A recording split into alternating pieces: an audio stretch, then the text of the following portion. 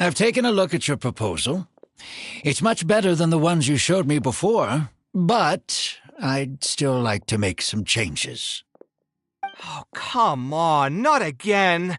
Isn't this the 6th proposal I've shown you? What's your issue this time? It's a bit hard to put into words, but the design still doesn't look quite right to me. I have to say, that's a terribly vague and unconvincing explanation. Please enlighten me. What would feel more right to you? For starters, don't you think this roof is jutting out a bit too far from the top? It looks almost like the head of a fungus. This door, too. I don't think it needs to be nearly this large. If you could reduce it to around my height, you could use the leftover materials to construct a few more rooms. The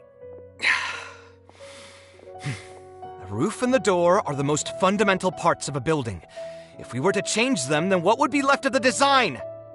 Even if the soul of the building won't be lost, all traces of architectural style would be gone.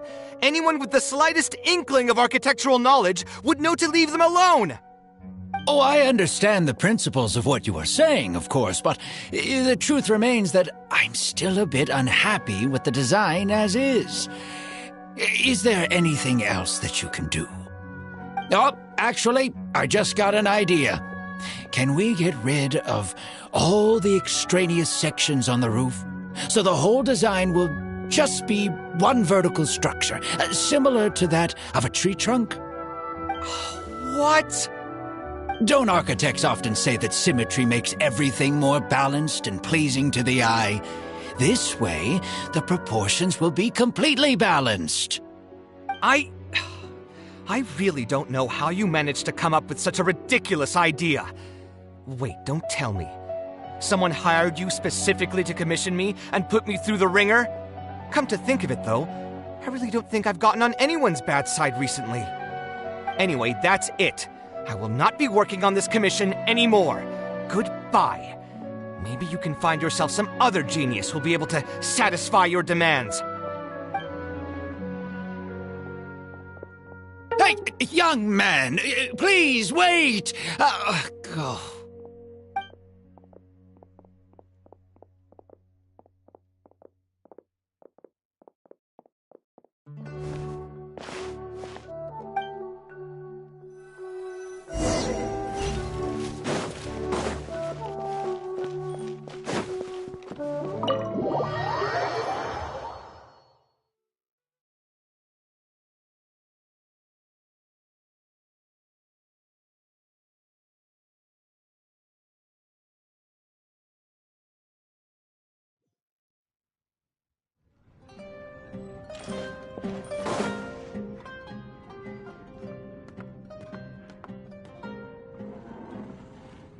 Taking this commission was truly the worst decision ever. Oh, hey, I wasn't expecting to run into you here. Actually, while we're on that, what are you doing here at the tavern? Don't listen to anyone who says that drinking is an elegant pastime. It's no good for your health.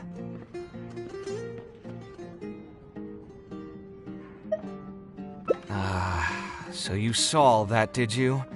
Ugh, I thought I was in the clear. I made sure to double-check that nobody I knew was around. Anyway, thanks for looking out for me. Honestly, it wasn't that big of a deal. I'm used to it by now.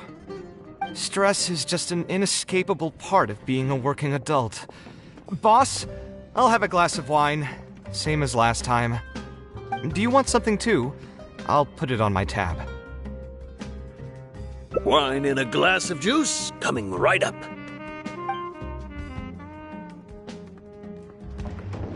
I know you're already keeping a secret from me, but if you could add this one to the list as well, I'd really appreciate it. Arguing with a client is not a good look for me. If word gets out, other potential clients might be afraid to work with me. That guy, though. What was he even going on about? All those ridiculous demands of his? He's just a blabbering fool trying to act like a know-it-all.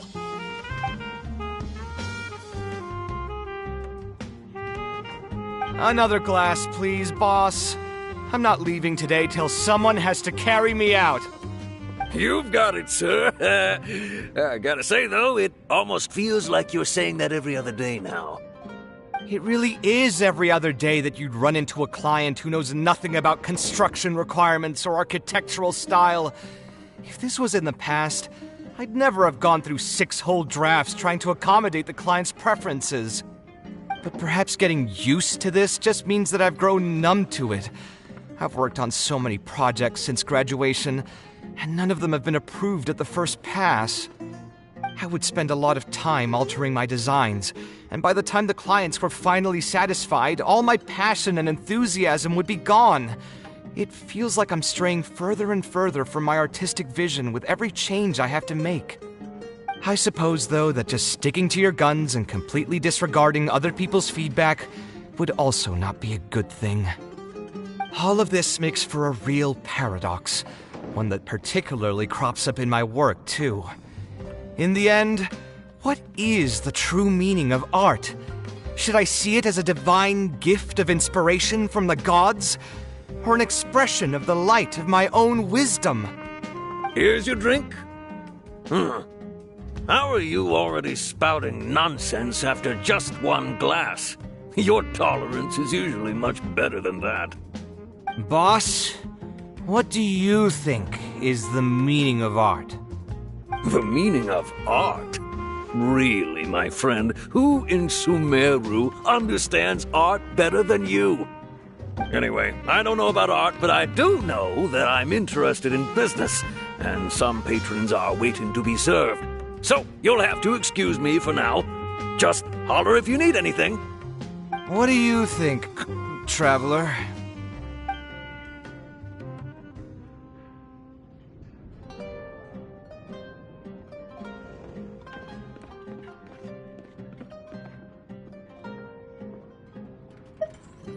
Exactly. So our thoughts on the meaning of art are rather similar. In Sumeru, and especially Sumeru of the past, the arts are not a popular discussion topic. Trying to talk about the arts is basically the key to killing any conversation.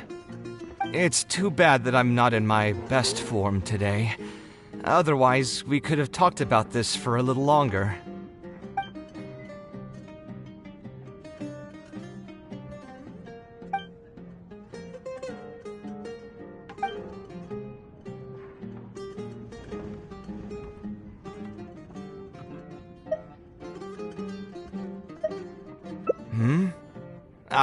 Thanks for offering, but you've seen how he is.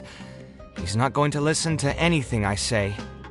He understands nothing about my design, and all the suggestions he made were as if he just wanted to mock me.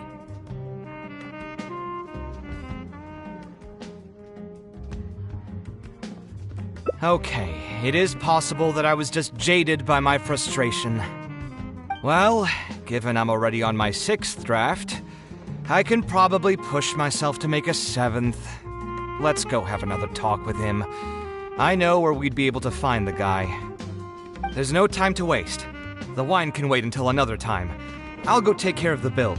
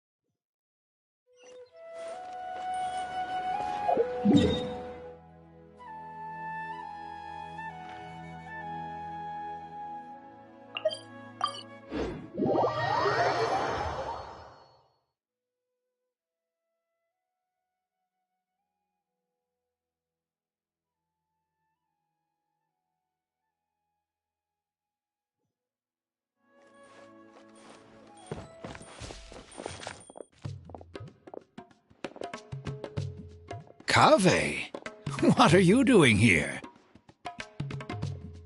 I've changed my mind. I was overreacting earlier. Can we try discussing the project some more? My apologies as well. Now that I think about it, some of my requests were indeed a bit unreasonable. If I choose you to create the design for my project, I should have a bit more faith in your vision. Thank you for understanding. Mutual trust is the basis for good communication. Now that we've got that out of the way, I think we can have a more productive conversation. To be perfectly honest, your commission request has been the most peculiar one I've ever received. Even now, I still know nothing about the building's intended purpose. All I know is that you want to build something in the desert for public use. I am aware that overly specific requests will restrain the architect's artistic freedom. However, knowing nothing about the intended purpose of the building also means I have no idea if I'm on the right track. I've produced several draft proposals for you to choose from, and you've rejected every single one. If we don't get on the same page, it could be a decade before we can finally break ground on this project. Yes, I've given this some thought already. I think we can go with the general direction of the latest proposal that you just showed me. It's just... Just what? Putting the building design aside, can we get some less expensive materials for the floor tiles? Yeah, I know someone in the business, and the red bricks he sells can go for pretty cheap. The timber here as well. We should be able to find some substitutes. Please give me a moment. My head's starting to hurt again. Just please hold on for a second. So, let me get this straight. You want to reduce the cost of the project, right? But if we implement your suggestions, then I'm afraid we have to scrap the entire design. Architectural design cannot be neatly split into discrete parts. Any change to one part of the design will affect the quality of the whole thing. I decided to utilize high-end timber for this section because the weight-bearing structure requires the supporting materials to be durable and strong. Same with the tiles. Switch them out and the entire mural will have to be redesigned. More importantly, if we make such a change, both its practical functionality and aesthetic value will take a great hit. If all you need is a building with a roof that can keep people dry in the rain, you shouldn't have commissioned me. Many architects would be able to build you one of those while charging far less in commission fees. Actually, Please tell me, are you absolutely sure that there's no room for any changes in this draft of the design? I think the most important thing for me is to understand what you would actually like to get. If you could tell me more about your vision, I might be able to work with the design some more. You are the client, after all. You should have the final say on how the project turns out. I want to build something unique. Something quiet and warm inside. A refuge that can block out the world outside. I want all who enter this building to be able to temporarily forget everything that's going on outside of the building and just focus on their task at hand. That's a bit more information than last time, but it's still extremely vague. To put it another way, every rich person who wants to build a mansion for themselves would request something like this. We've gone through many proposals, and this draft is already the cheapest one. Cutting costs by substituting building materials will not only detract from the overall effect of the building, it also won't save you much more in the grand scheme of things. Thank you for giving it so much thought. Please give me some more time to mull over the budget. I'll get back to you once I've figured out a solution. I still have a few business meetings that I must attend, so I'm afraid I'll have to leave for now. You can just leave the proposal as is. I'll get in touch once I've given it some more thought.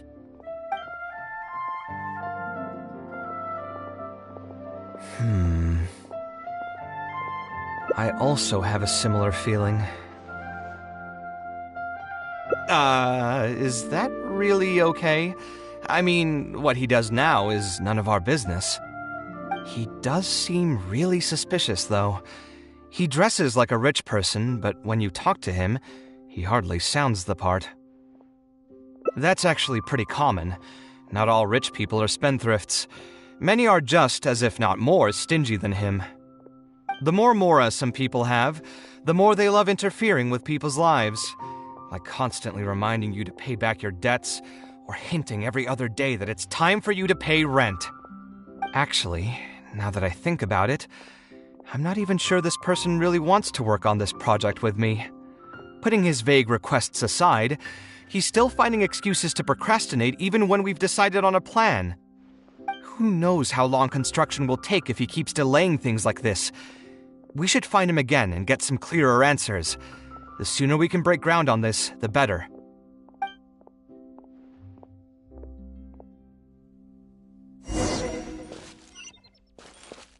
We're way behind schedule. Huh? Where did he go? I could have sworn he went this way. Let's keep looking.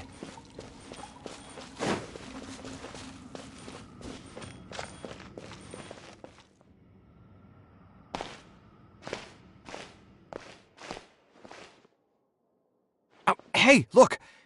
Isn't that Badawi? It sure looks like him, but he's dressed completely different now. What is he up to? Didn't I tell you before? I'm not looking for more workers.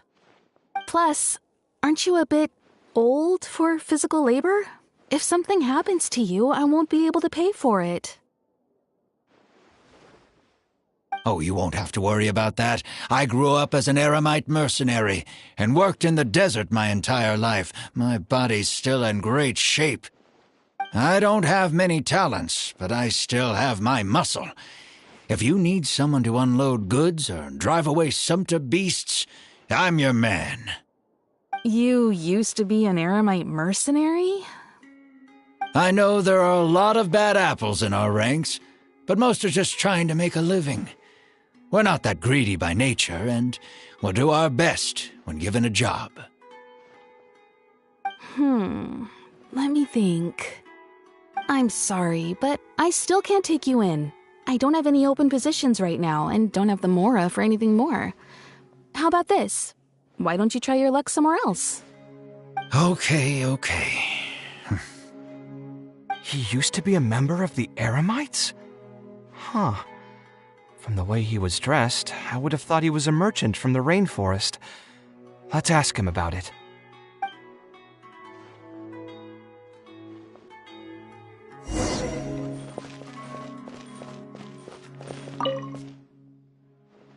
We meet again. Huh? Why are you guys here? That's what we wanted to ask you. Who are you? Why did you dress up like a merchant to talk to me about our project? There's no need for us to continue this project if you still want to keep hiding things from us. I don't work with individuals I can't trust. Believe me, I didn't have any bad intentions. It's just... All right, there's no point hiding anything anymore. The building I'm trying to commission you for is not really a personal residence for me, but rather a library for children living in the desert. A library? Funded entirely by yourself? Shouldn't this be the responsibility of the academia? I've heard that the academia will be looking to prioritize the desert with the allocation of educational resources and materials. It sent over a large shipment of regular goods just last month. You're right, and I was aware of these happenings as well. I just figured what I want to do is a separate effort from what's already being done by the academia. The desert is too vast. Even if the academia spends a lot of effort trying to disseminate knowledge in those parts, it might still take decades, if not centuries, to reduce the educational gap that already exists between the two regions. And what's more, I don't know if the academia would ever reverse its stance in the future. All I know is that as a desert dweller, we should not wait passively for good things to happen to us. If we only did that, we'd never be able to stand up and hold our heads high. I don't have much longer left on this world, so I just want to use whatever time I have to contribute something to my homeland. I didn't want you to know that I came from the desert. I've lived in the desert my entire life, and there wasn't anyone here that I could trust. I figured I needed as much safety as I could get. To the point that you even disguised your identity? That's certainly taking playing it safe to the next level. Hold on. Don't tell me you've also been scammed before. When I first came to Sumeru's city, I brought a lot of Mora, hoping to find an architect that I could work with. Someone agreed to take on the project, and even took a sum of Mora from me, but then disappeared without a trace. After that, I heard that there are a lot of untrustworthy people in this business. Some would run as soon as they've been paid, while others would deliberately use expensive materials and take a cut of the construction funding. I spent a while collecting information in the city, and eventually learned that you're the most famous architect in all of Sumeru. I figured that you wouldn't need to make Mora by scamming people, so I decided to reach out to you. By the way, how did you know I was scammed? I don't think I've ever mentioned that to anybody. Just a hunch. A while ago, I accepted an offer to work on a project in the desert, and was also scammed out of a large sum of Mora. I ran into someone who was living in a pretty run-down house. I noticed a load-bearing wall on the verge of collapse, and suggested that I build a new house for him. He said that he had no way to pay for it, so I loaned him some of my own Mora, and told him to get some stone and timber from the local vendors. Soon after that, I found out that he had gone gambling with all the money, and lost everything, down to the last coin. And after that, he even borrowed Mora from me twice more, using a different excuse each time. I didn't even suspect him of any wrongdoing until he hired a group of mercenaries and tried to ambush me in his own house. According to him, I looked like an easy target because I was an academia scholar who didn't have any family or friends in the desert. What kind of person would just look at someone else and think, this guy looks like an easy target? Those kinds of things do happen every once in a while, yes. Folks like him are the exact reason why us desert dwellers' reputation have gone down the drain. I must apologize to you on their behalf. It's all right. You were also scammed by someone from Kasharwar, after all. I should apologize to you on their behalf. Ultimately, neither of our experiences had anything to do with the desert or the rainforest. People who are new to an area are always easy targets for criminals. Yeah, you'll find both good and bad people everywhere. I can't understand the logic of those who like to take advantage of others, but I have to accept their existence as a fact of life. Anyway, I digress. Let's return to the topic at hand. Did you keep rejecting my designs because you thought I was deliberately using expensive materials to take a cut as a middleman? That's what I was afraid of initially, yes. I eventually understood that you weren't out to cheat me. But unfortunately, I still don't have nearly enough Mora to pay for the design you proposed. I've done the math and know that we should be able to make it if we cut some corners. However, after our conversations, I can see that you're passionate about your design, and I'm quite fond of the proposal as well. So, I decided to try and see if I can afford your proposal as is. I've been looking for work every day, and in another month, I should be able to cobble together enough Mora to meet the budget. By cobble together, you mean you're going to spend your entire life savings on this project? But then, what will you do if something unexpected comes up, and you find yourself stuck with no emergency fund? To be honest, I haven't really thought about that. I mean, when you've lived to be my age and something happens, you can't really call it unexpected anymore. All I want is to build this library before I leave this world, so that the children of the future would have some books to read. and the desert dwellers would be able to learn their letters and pick up some practical knowledge. A while ago, I heard that the academia had decided to recruit a number of exceptional children from the desert. Of course, this is welcomed news. But as someone who spent their entire life in the desert, I still have a few concerns. I know the desert life and can predict what the problems will be. Many children from the desert have had neither the interest nor the proper environment to learn. So even if the academia would take them in, once they enter the halls, they might find themselves surrounded by other children who look and act very differently from them. And as a result, they might become socially isolated. Yes, I can imagine that. My father passed away at an early age.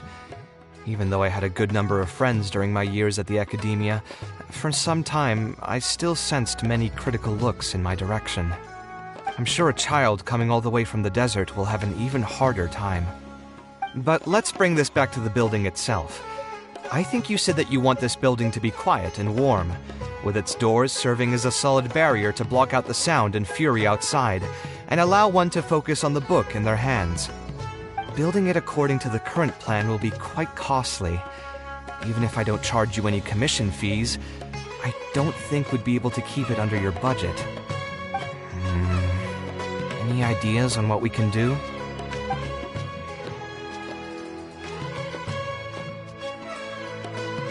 A slightly different style.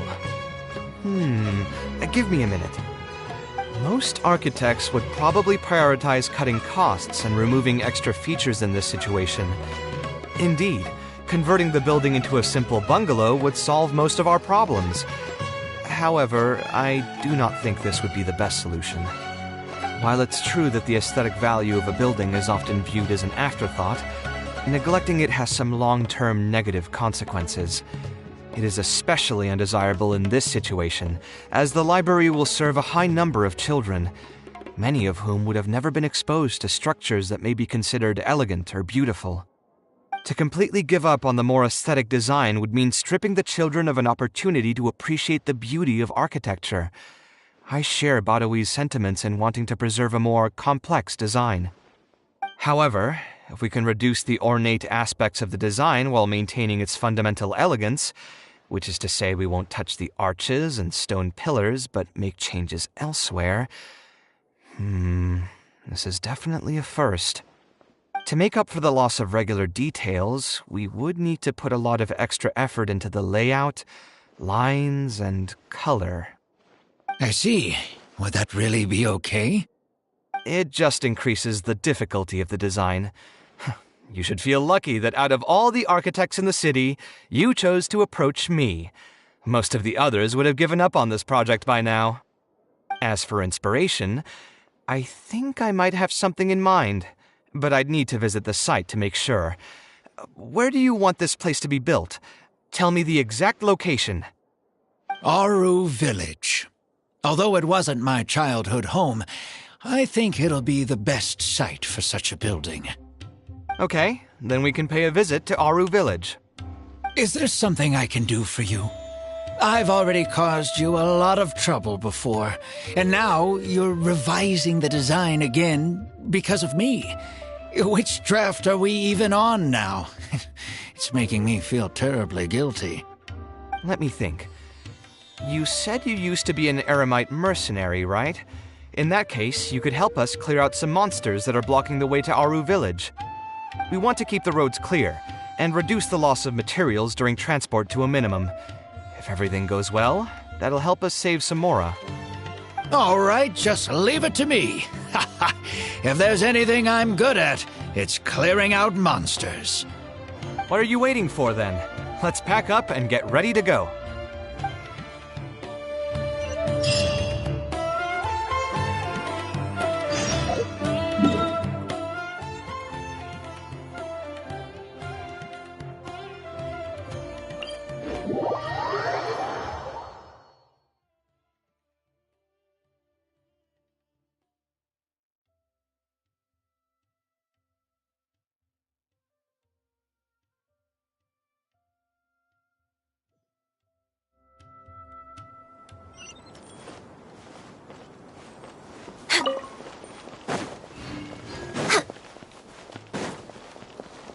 next on the agenda? We're way behind schedule. Most materials going from Caravan Ribat to Aru Village would pass through here. There are a lot of monsters out here today. If you find it hard to keep up, just let us know. Oh, don't worry about me. This is nothing. I'll be careful, though, and you should do the same.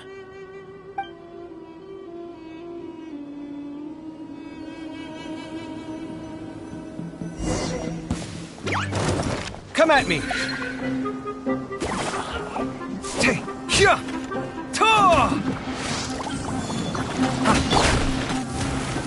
Solidify! One with nature. The wind knows me. Scanning!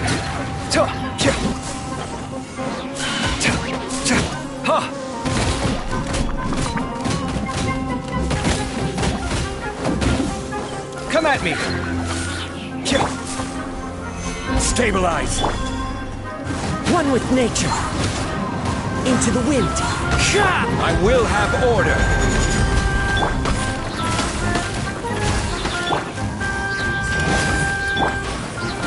One with nature.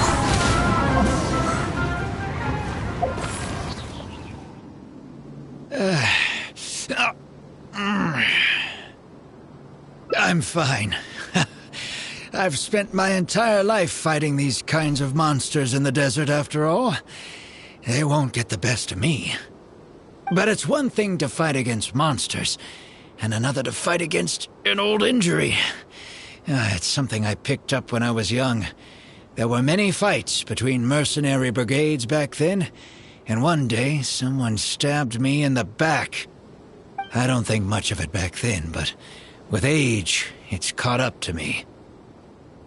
Few mercenaries get to enjoy their later years. Failing health tends to take the joy out of reputation and wealth, and many mercenaries never even made much of the latter to begin with. Is there someone you know who can help to look after you? Unfortunately, no.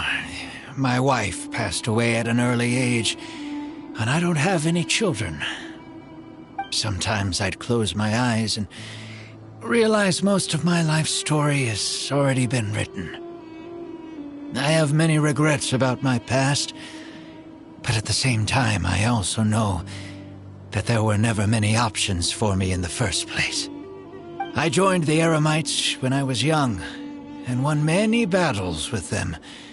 My survival was more a matter of luck than actual ability. If at all possible, I want future children of the desert to have some more options in life. I don't want them to turn out like me. My apologies. The older we get, the more we tend to ramble. Seems like we've already cleared out most of the monsters. Let's hurry over to Aru Village.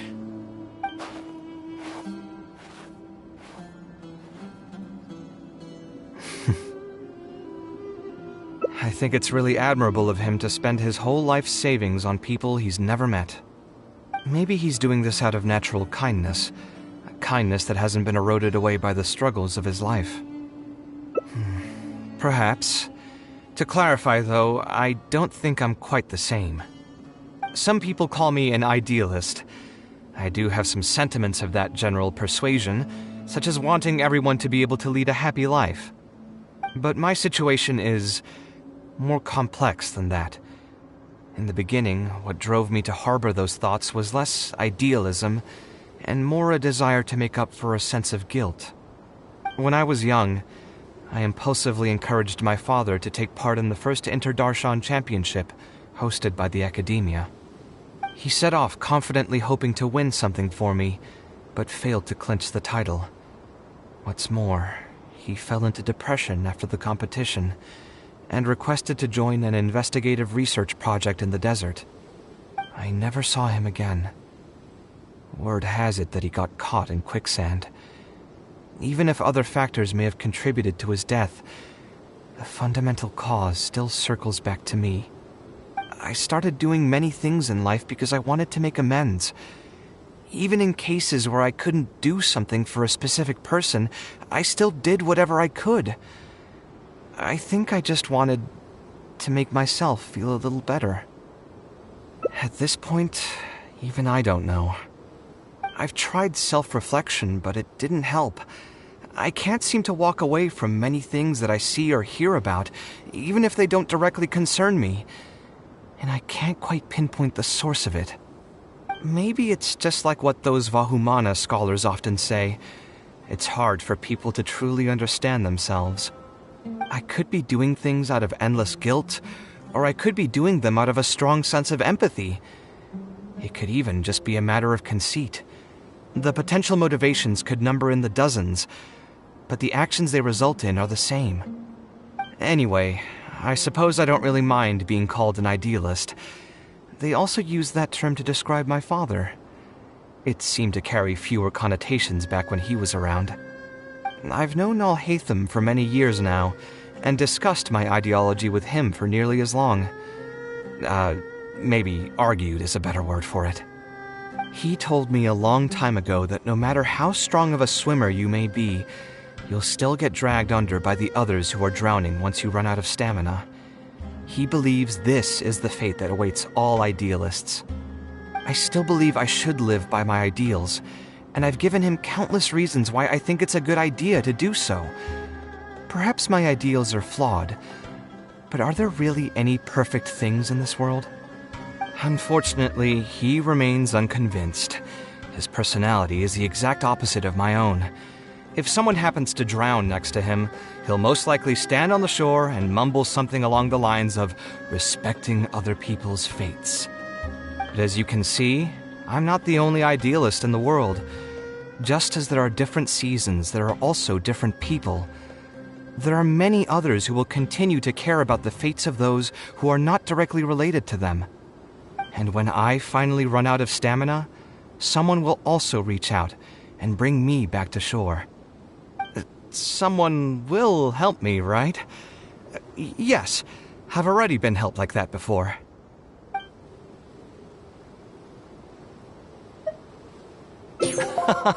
But you've helped me plenty already.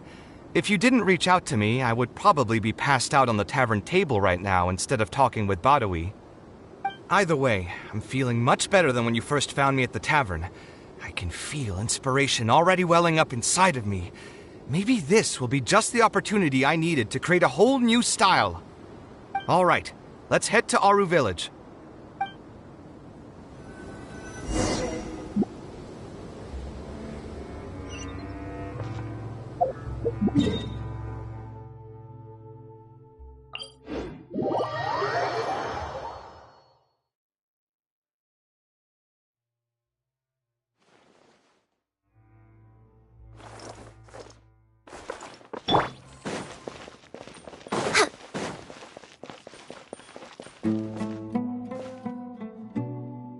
Now that we're here, it's my partner's time to shine.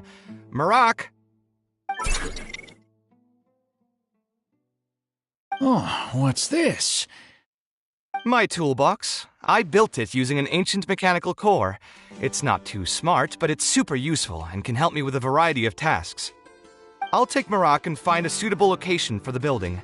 Once that is done, I'll get to work on a few designs. Traveler?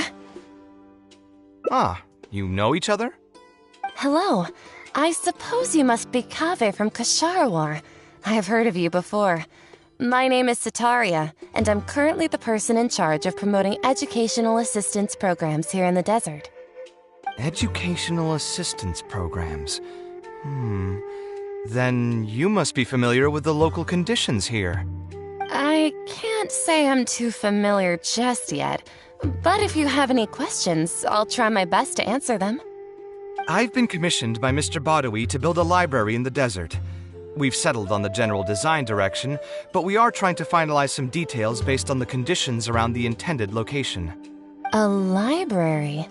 Do you intend to open it to the public for free? That's right. I want to make sure the children will have books to read. That's fantastic!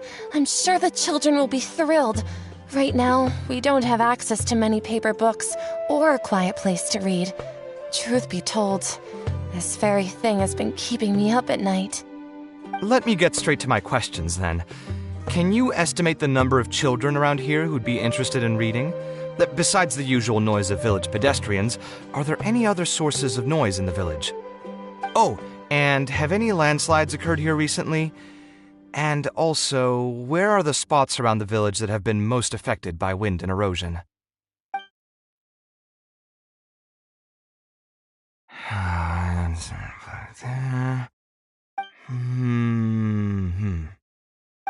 All right, that should be everything. Badawi, let's go over the budget again. We'll keep the building structure the same, but make the place a little bigger, so it'll be able to hold more people and get better natural light. The parts of the project that cost the most will be the insulation and ventilation materials. I'm sure you understand, no one likes to read in a place that's hot and stuffy. I want to make significant changes to the arrangement of the bookshelves, tables, and chairs.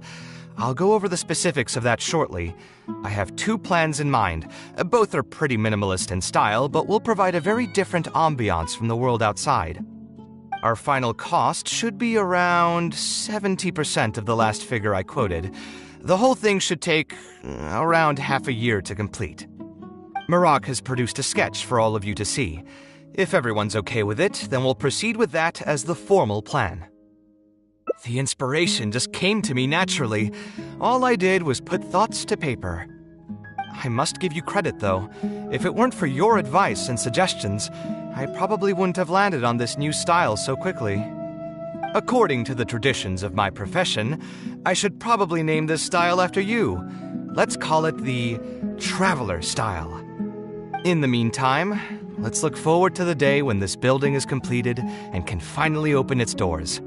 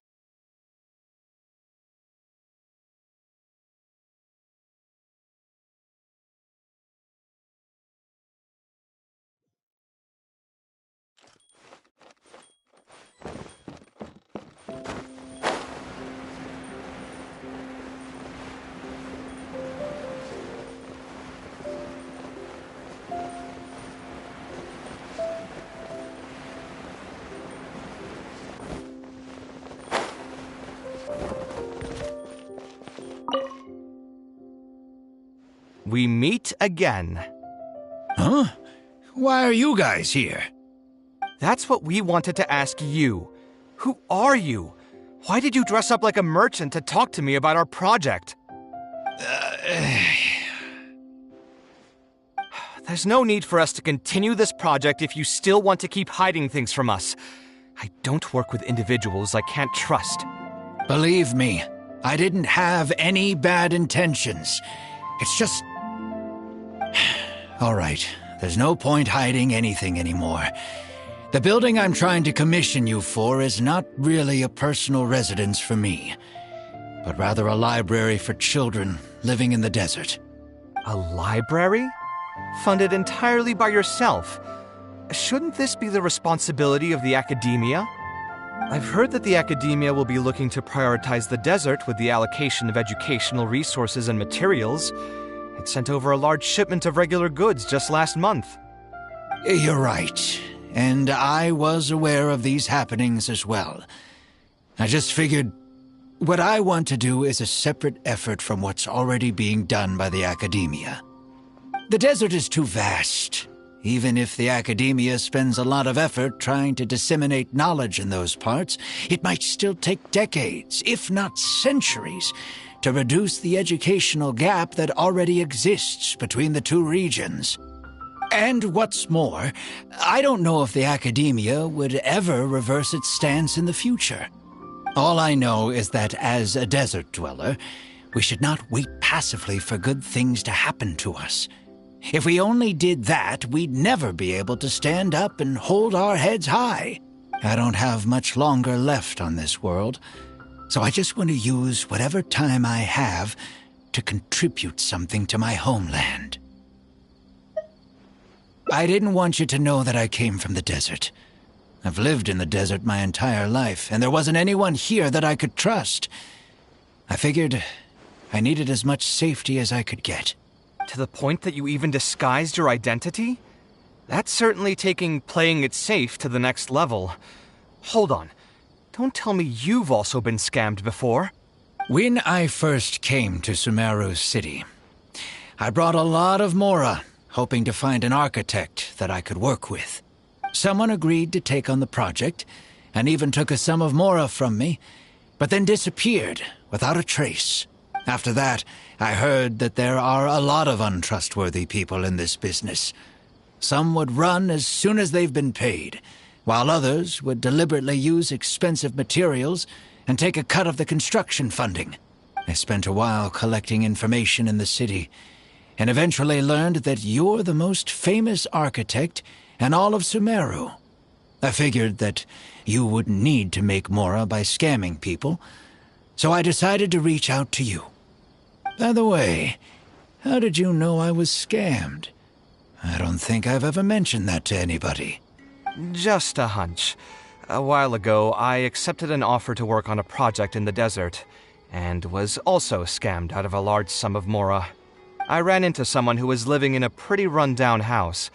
I noticed a load-bearing wall on the verge of collapse, and suggested that I build a new house for him. He said that he had no way to pay for it, so I loaned him some of my own Mora, and told him to get some stone and timber from the local vendors. Soon after that, I found out that he had gone gambling with all the money, and lost everything, down to the last coin. And after that, he even borrowed Mora from me twice more, using a different excuse each time. I didn't even suspect him of any wrongdoing until he hired a group of mercenaries and tried to ambush me in his own house. According to him, I looked like an easy target because I was an academia scholar who didn't have any family or friends in the desert. What kind of person would just look at someone else and think, this guy looks like an easy target? Those kinds of things do happen every once in a while, yes. Folks like him are the exact reason why us desert dwellers' reputation have gone down the drain. I must apologize to you on their behalf. It's all right. You were also scammed by someone from Kasharwar after all. I should apologize to you on their behalf. Ultimately, neither of our experiences had anything to do with the desert or the rainforest. People who are new to an area are always easy targets for criminals. Yeah, you'll find both good and bad people everywhere. I can't understand the logic of those who like to take advantage of others, but I have to accept their existence as a fact of life. Anyway, I digress. Let's return to the topic at hand. Did you keep rejecting my designs because you thought I was deliberately using expensive materials to take a cut as a middleman? That's what I was afraid of initially, yes. I eventually understood that you weren't out to cheat me. But unfortunately, I still don't have nearly enough Mora to pay for the design you proposed. I've done the math and know that we should be able to make it if we cut some corners. However, after our conversations, I can see that you're passionate about your design, and I'm quite fond of the proposal as well. So, I decided to try and see if I can afford your proposal as is. I've been looking for work every day, and in another month, I should be able to cobble together enough Mora to meet the budget. By cobble together, you mean you're going to spend your entire life savings on this project? But then, what will you do if something unexpected comes up, and you find yourself stuck with no emergency fund? To be honest, I haven't really thought about that. I mean, when you've lived to be my age and something happens, you can't really call it unexpected anymore. All I want is to build this library before I leave this world, so that the children of the future would have some books to read, and the desert dwellers would be able to learn their letters and pick up some practical knowledge. A while ago, I heard that the academia had decided to recruit a number of exceptional children from the desert. Of course, this is welcomed news, But as someone who spent their entire life in the desert, I still have a few concerns. I know the desert life, and can predict what the problems will be. Many children from the desert have had neither the interest nor the proper environment to learn. So even if the academia would take them in, once they enter the halls, they might find themselves surrounded by other children who look and act very differently from them. And as a result, they might become socially isolated. Yes, I can imagine that. My father passed away at an early age. Even though I had a good number of friends during my years at the academia, for some time I still sensed many critical looks in my direction. I'm sure a child coming all the way from the desert will have an even harder time. But let's bring this back to the building itself. I think you said that you want this building to be quiet and warm, with its doors serving as a solid barrier to block out the sound and fury outside, and allow one to focus on the book in their hands. Building it according to the current plan will be quite costly. Even if I don't charge you any commission fees, I don't think we'd be able to keep it under your budget. Any ideas on what we can do?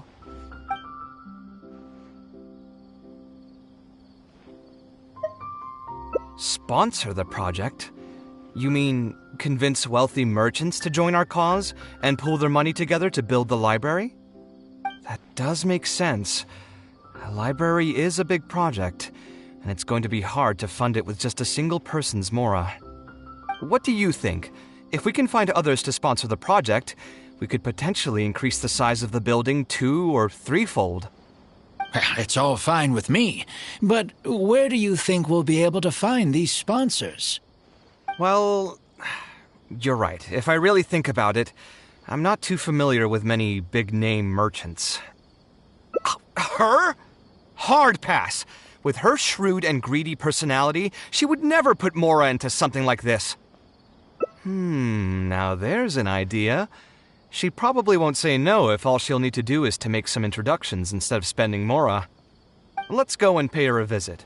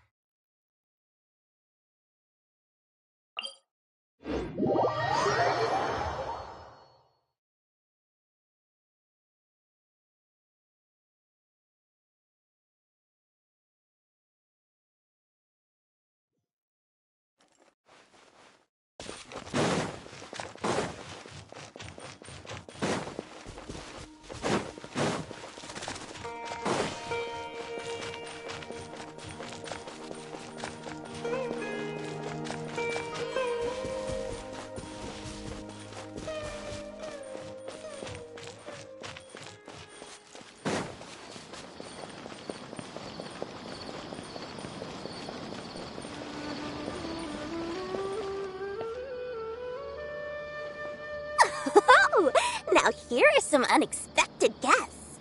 What brings you to the Palace of Alcazar's Ray?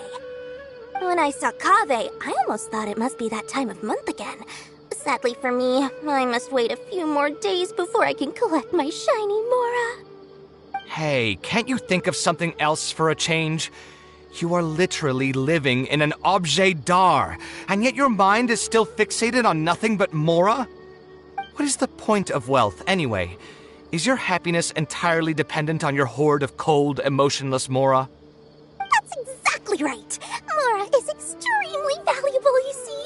If you don't keep your mind on it, your Mora may just find its way to somebody else's pockets. If you ask me, this place is still way too empty. Just give me some time and I'll fill it to the brim with lots and lots of Mora. You're hopeless. Oh, so you have an actual reason to visit me? All right, let's hear it. Merchants? Why? Is there some kind of business opportunity? Oh, I see. So you're just looking for someone to help you fit the bill.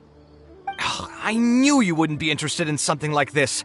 Still, you wouldn't refuse just making some introductions for us, would you? Sure, I can connect you with some folks, but with every service comes a fee, you know. A fee?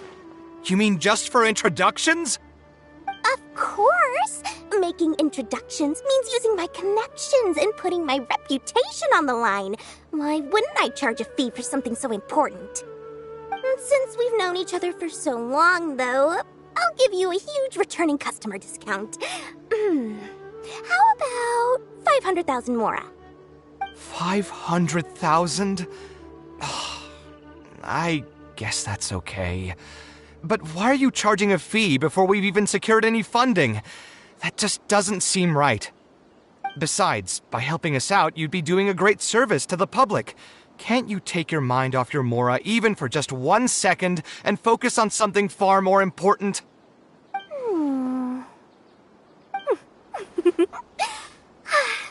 Very well. Since you're so passionate about this project, I'll help you out and waive the introduction fees. 3 of my business partners came by earlier today to discuss some things with me, and they still haven't left yet.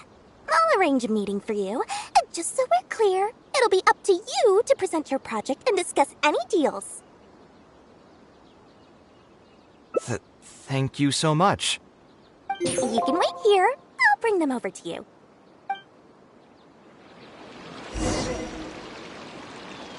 Please, speak with the butler if there's something you need. Where did I put the delivery checklist? Dory gave us a brief introduction about the two of you. You are Kaveh, the renowned architect, and you are the traveler. Practically all of Teyvat has heard of you by now. To be frank, I don't feel like there's an obvious business opportunity here, but since Dory took the time to introduce you, we can spend some time to have a conversation.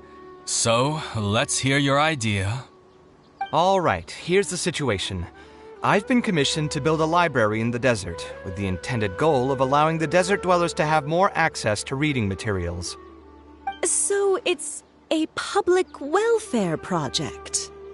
Correct. Then the commission fees will likely be very low. You should be careful. I'm not too concerned about how much I'll get for the commission fees, actually. I'm fine with doing it for free. I just want to get this project rolling as soon as possible. We're just a little short on funding. So what? You can't possibly expect that we just cover the shortfall for you. Besides, what does a library in the desert have to do with us? If you want to build it yourself with your own mora. Seems simple enough to me. Hey, there's no need to be so harsh. They are Dory's associates, after all. Here, can you tell us a bit more about what we can gain from sponsoring this project?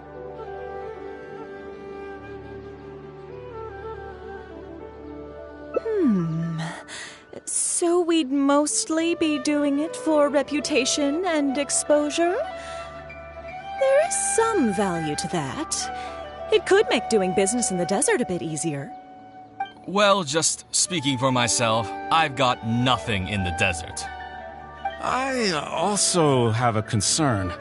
It feels like there's not much to profit from in the short term. But in the long term, the reputation gain also doesn't sound like it'd offset the cost of the sponsorship. Then how about this? What if, instead of building a single library, we commit to an entire complex of buildings dedicated to culture and education? Wouldn't that just cost more? Yes, but in that case... Mr. Kaveh, please tell us what you have in mind. I'll just give an example.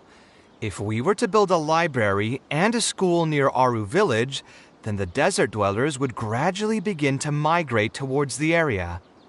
A whole suite of buildings will be able to host more traffic, and thus drive the economic development of the entire area.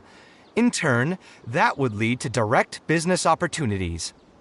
I've been to the desert several times. Although there are still many lingering tensions between the two regions, the amount of interaction has been steadily increasing, and in the long term, the desert will only become more and more important to Sumeru. You do have a point. Education in the desert is indeed an industry that has not been tapped into. If we can be the first to place stakes in the area. And you just believe anything he tells you? Even the greenest amateurs know that urban planning will affect population flow. If you don't believe me, you can ask anyone on the street to confirm it to you. You... Hey, why are you starting to sound like I'll hate them? Wait, something just occurred to me. If we're going to build a library in the desert, Aru Village would obviously be the best place for it. But it seems we're not the only ones with our eyes on the village. I heard a rumor a while back saying a lot of land and buildings in Aru Village have already been secretly purchased by a big-name merchant. What? What? In other words, if we try to join the fray now, there won't be much left for us. If we want to build a suite of buildings focused on education and culture, Aru Village is the prime location. If we want to build it anywhere else, we'll have to deal with a far larger list of problems. It's not impossible, I suppose, but... Then there's no hurry. We can wait for Aru Village to develop more first and get into the market for expansion to other areas. But if you were to do that... Is there nothing else to discuss? Great timing! I pretty much heard all I want to hear. If there are no other urgent matters, I'll be on my way. I'll be off as well. If you have any new ideas, please feel free to reach out. It seems like the others are not interested in funding this, so no point in me doing this on my own. Let's revisit this another time. Hey, guys, wait! Well, what can I say? I guess it went somewhat as expected.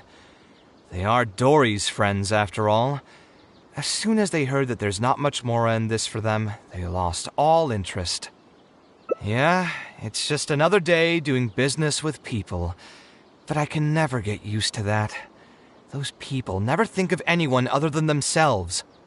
Looks like we'll have to figure out some other way to get the funding. Let's go. How did the meeting go? Want to talk about it? I just wish that some people would actually...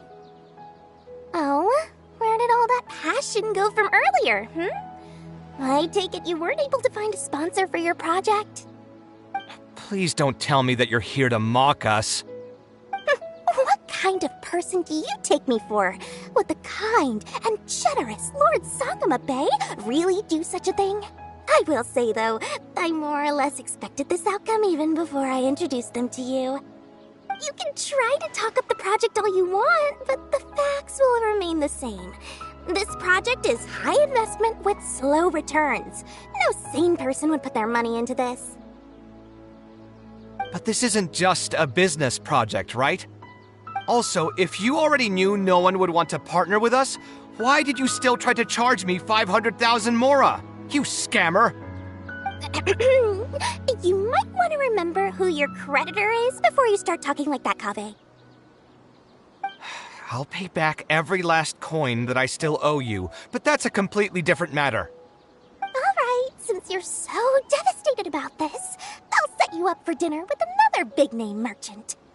In fact, I'll be inviting the most famous merchant in all of Sumeru, so I'll be counting on your performance. What? Really? I would like to sincerely apologize for my attitude just now.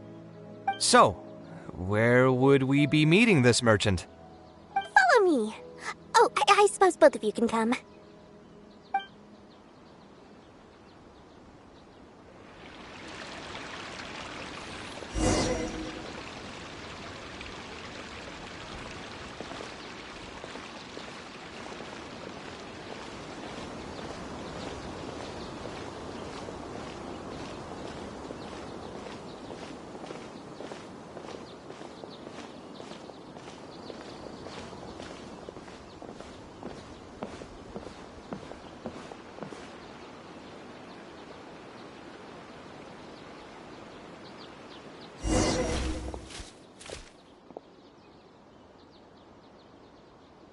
This is the place.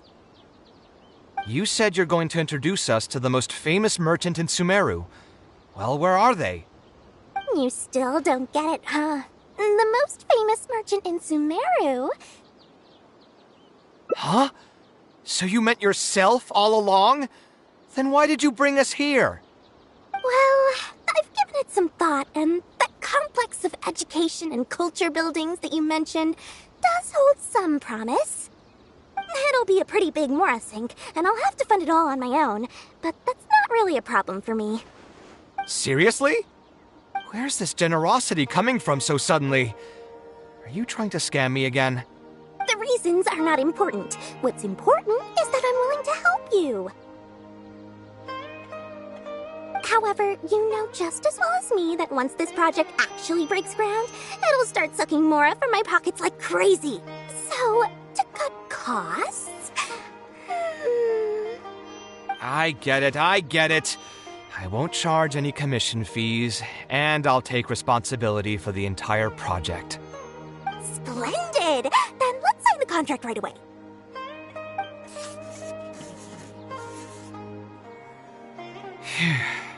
This way, the children of the desert will have some books to read. Their lives should improve a bit after this. Of course, there are a few things better than using my knowledge to help other people change their fates. I must thank you as well, Dory. I used to say you only cared about Mora, which might have been some prejudice on my part. Sorry for that. I will also try to pay back my debts as soon as possible. Now, let's have a quick discussion. Where would you want the library to be built? That will be the most important building. There's no rush. I'll provide you with a copy of the deed when we get back. You can just use the address on the document to find the lot. Huh? The deed? So hold on a sec. The person who has been buying up everything around Aru Village was you all along? Oh my, did I not tell you about that? Yep, yours truly has been buying up all the land. I must thank you for bringing your ideas to me. Before our conversation, I had no idea what to build on all those lots. So, from my perspective, this has been a great turn of events. I didn't put much in and easily got a lot in return. But what about my commission fees? Huh? Didn't you waive those yourself? I was just gonna say that to cut costs. We mustn't procrastinate and should start construction as soon as possible. But before I could finish my sentence, you volunteered to waive your commission fees and even promised to take responsibility for the whole project from start to finish. I am so touched, really.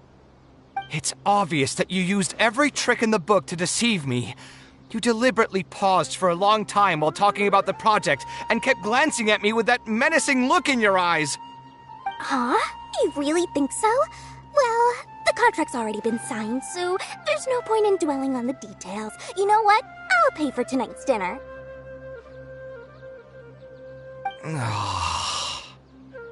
Fine, I'll drop the argument on the commission fees. But since you said you're paying for dinner, I'm going to order the best dishes and booze this place has to offer, and lots of it. Tonight, we're feasting until I've recouped my full commission fees. I wonder if I'll ever be able to create something so incredible.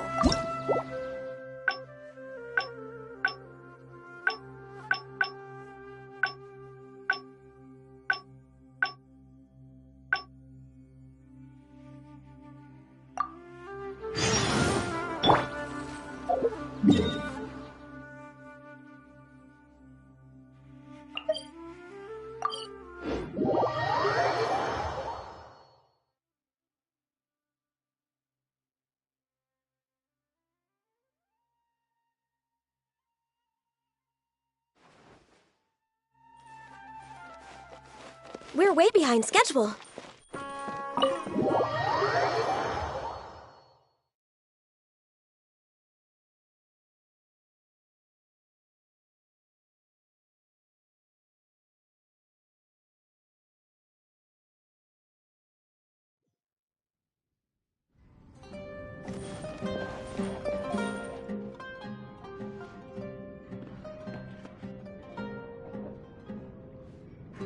Taking this commission was truly the worst decision ever. Oh, Hey, I wasn't expecting to run into you here. Actually, while we're on that, what are you doing here at the tavern? Don't listen to anyone who says that drinking is an elegant pastime. It's no good for your health. So you saw all that, did you? Ugh, I thought I was in the clear. I made sure to double-check that nobody I knew was around. Anyway, thanks for looking out for me. Honestly, it wasn't that big of a deal. I'm used to it by now. Stress is just an inescapable part of being a working adult. Boss, I'll have a glass of wine. Same as last time. Do you want something too? I'll put it on my tab. Wine and a glass of juice coming right up.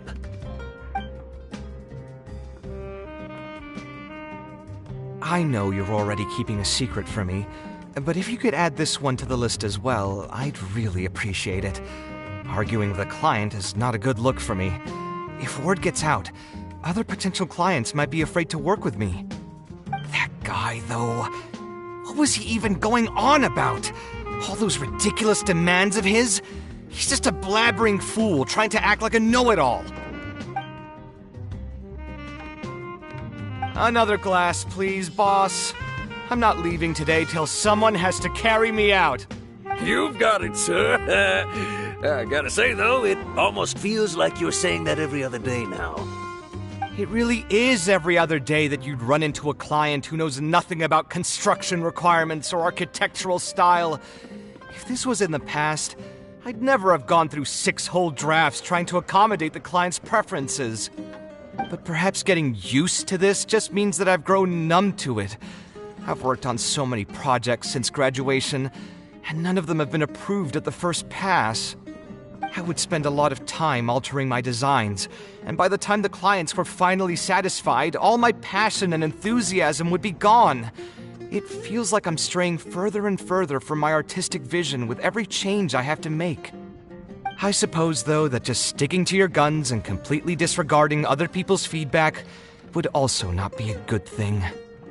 All of this makes for a real paradox, one that particularly crops up in my work, too. In the end, what is the true meaning of art? Should I see it as a divine gift of inspiration from the gods? Or an expression of the light of my own wisdom? Here's your drink.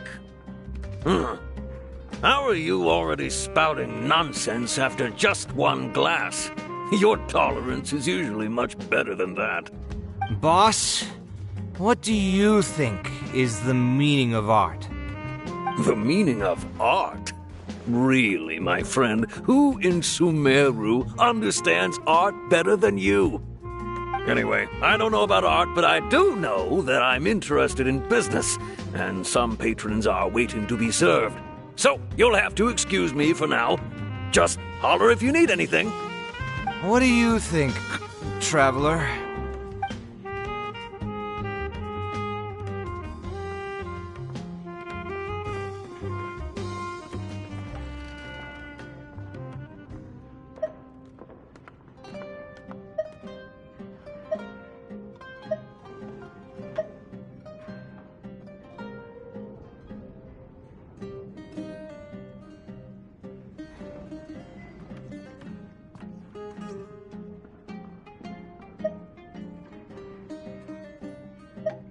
Exactly. So our thoughts on the meaning of art are rather similar. In Sumeru, and especially Sumeru of the past, the arts are not a popular discussion topic. Trying to talk about the arts is basically the key to killing any conversation. It's too bad that I'm not in my best form today. Otherwise, we could have talked about this for a little longer.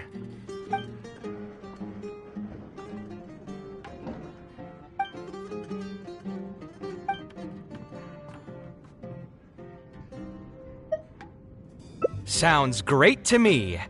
I don't even want to think about this project anymore. But what should we do? It's probably not a good idea to just drink until I pass out here.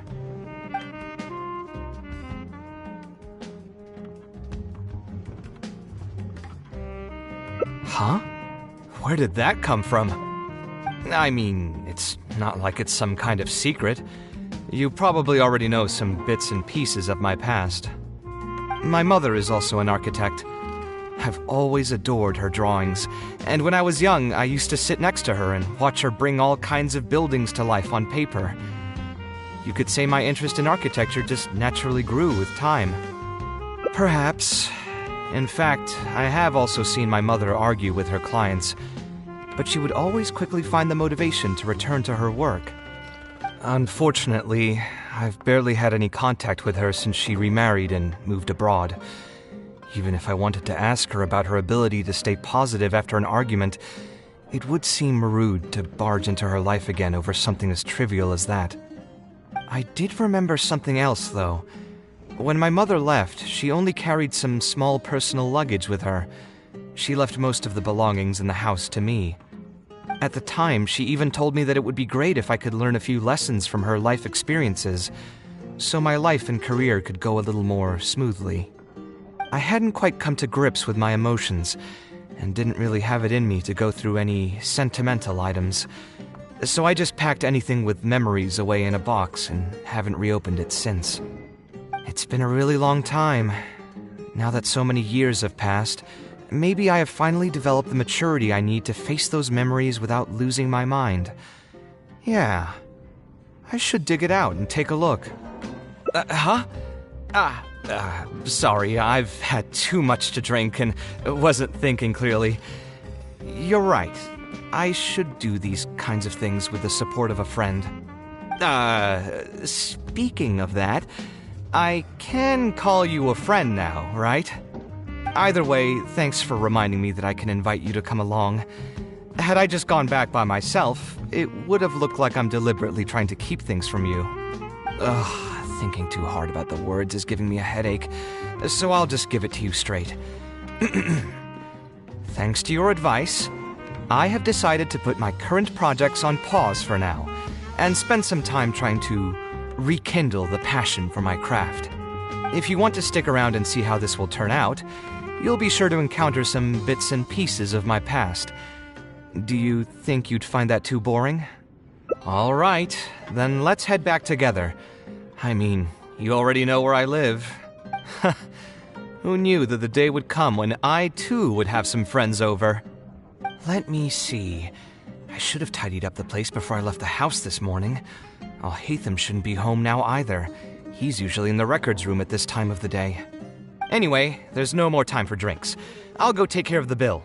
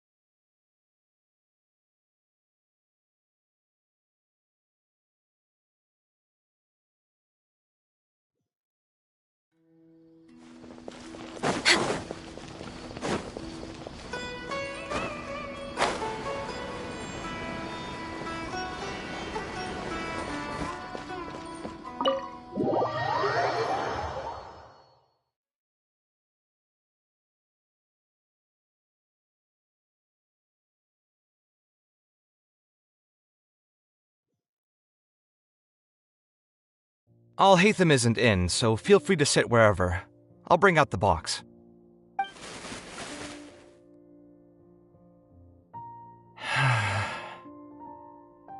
Oh, nothing. I just didn't realize how much time had passed. The box is pretty dusty, which means it's already been a while since I've moved into this place, and many years since my mother moved to Fontaine. I'm happy for her. I hope she'll be able to find happiness there. She raised me all by herself after my father passed away. It definitely wasn't easy for her. Anyway, enough about that. Let's see what I packed into this box. What are all these things? Oh, I remember now. This is a drawing I made in Port Ormos. Obviously, I wouldn't call it anything special now, but I was less than 5 years old when I made this drawing. That's more than 20 years ago. You could say it's pretty good for a child of that age. Now that I've said that out loud, I suppose I do have some level of artistic talent, right?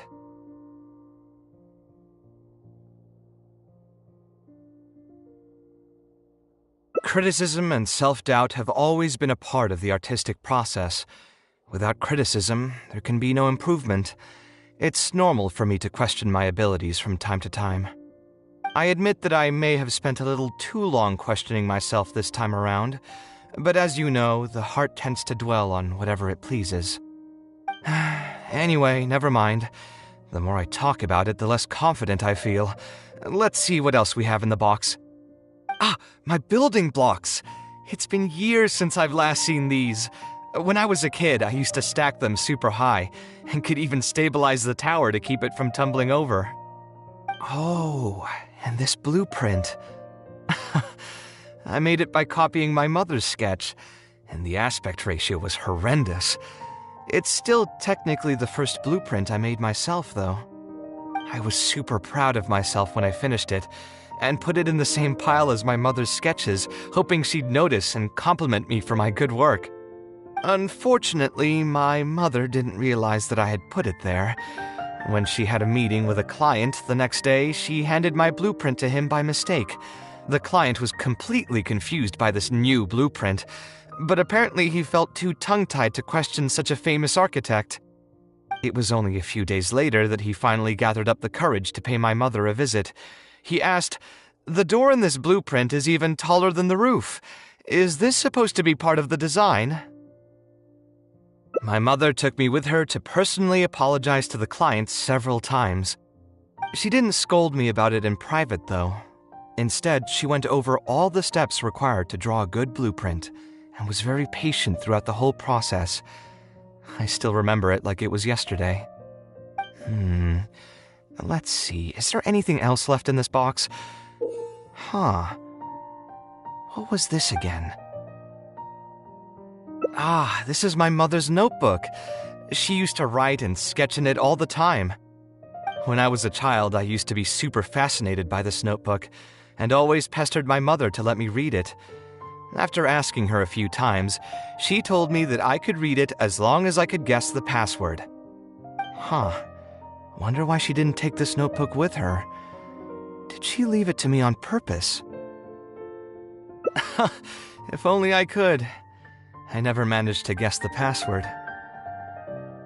Hey, it's not a matter of time, it's a matter of inspiration. That's what we need to guess the password. Who knows, maybe this time something will click in my head, and the answer will just present itself. Let me think. What could it be? I could tell what you were thinking. Don't worry, I tried all the easy guesses a long time ago. I've tried my name, my father's name, my mother's name, my grandparents' names on both sides, and all of our birthdays. I've tried every name and number remotely related to my family.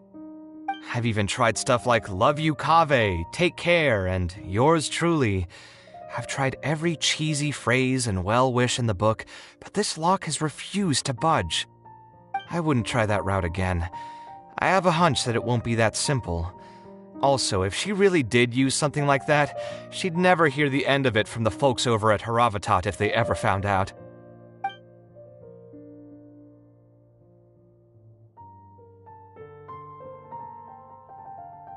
So we could find someone who was close to my mother and see if they might know anything? I see what you're saying, but who should we talk to for that? My mother was never really the one to be social. My father was the one with more friends, but all those connections were severed when he died. Let me think. Is there still someone at the academia who would know my mother? Ah, actually, there is someone. Professor Zaha Hadi. You've never really heard of her? She's a famous Kshatriyar scholar and leading expert in formal garden design. My mother studied under her as a student many years ago. Professor Zaha Hadid published many works during her career, so I was able to learn a lot by studying her essays. If there's anyone who still remembers my mom, it'd be her. She's older now and is no longer teaching at the academia. But if I remember correctly, she spends most of her time around the Bimarstan area. Let's go take a look. We might run into her if we're lucky.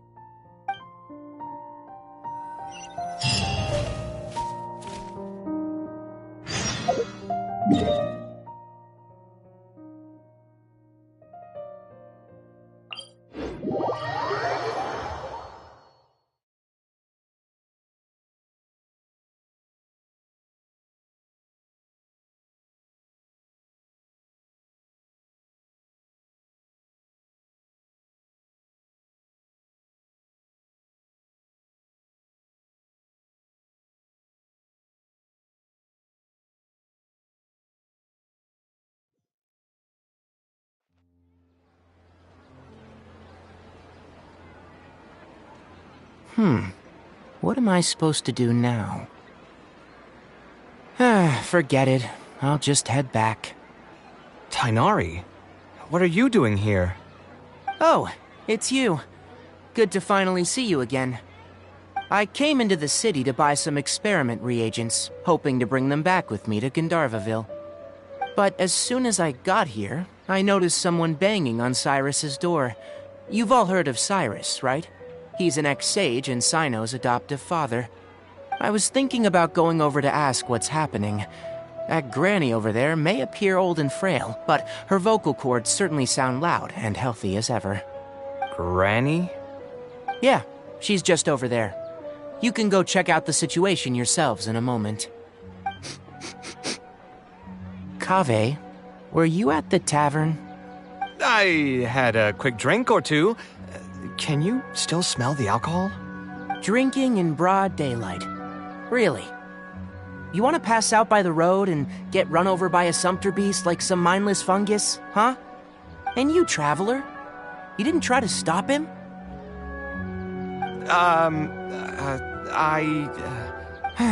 You look like a wreck, Kaveh. What happened? Are you feeling down again? You know what? I'm hosting a meal at Pardistii tomorrow evening. Do you want to come? Huh? Oh, I had no idea. Let me think for a moment. I'll come if I can find some time. All right. Then I'll plan on reserving 2 seats for you. I'll be heading back to Gandharvaville for now. I have a feeling that argument over there is going to continue for quite some time.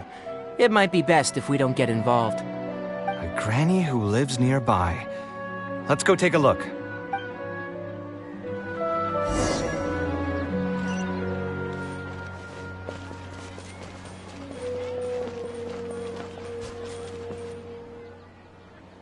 Ha!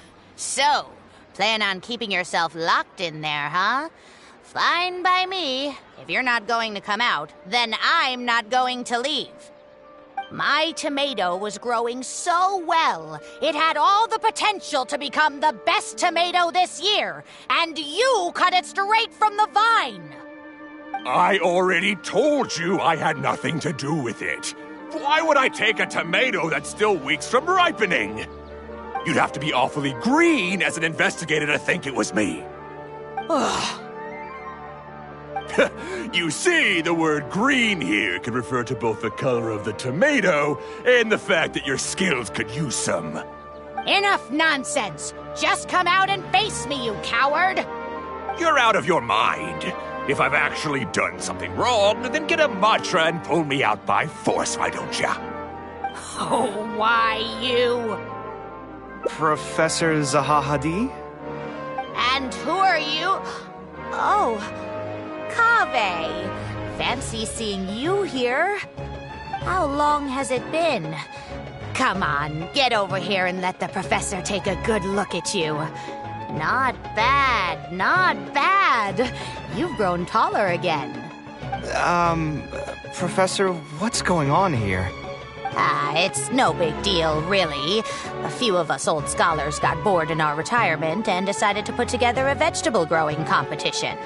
At the end, whoever loses will have to go up on stage and do a performance for the winners. Which brings us to our current predicament.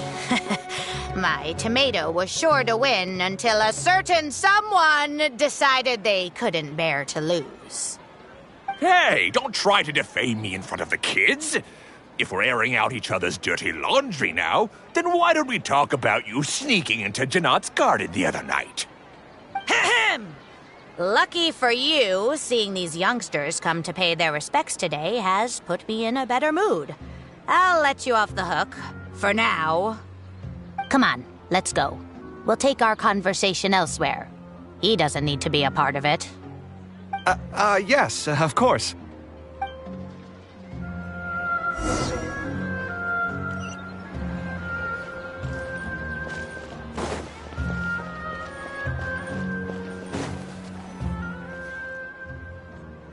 Is Faranak still doing well?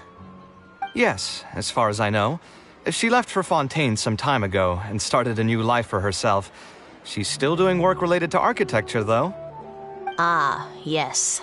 I did hear about that. Did that upset you at all? No, not at all. She's already sacrificed a lot raising me as a single mother. That's good to hear. Your mother did struggle quite a bit those few years. It's probably a good thing that she found a new place to call home. Sometimes I wonder if things were harder for her because she was so beautiful. People were always drawn to her beauty first, only to realize she had a sensitive and vulnerable heart underneath. She was still quite young when she first joined my class as a student. Beautiful and radiant with her golden hair, yet quiet and single-minded. She seemed like a lass from some aristocratic house who was seeing the outside world for the first time. She had to make a lot of drastic changes in her life to raise you on her own. Even during her time in the academia, she was a thorough perfectionist. If she was unsatisfied with something she had made, she'd insist on redoing it, even if I was perfectly happy with it.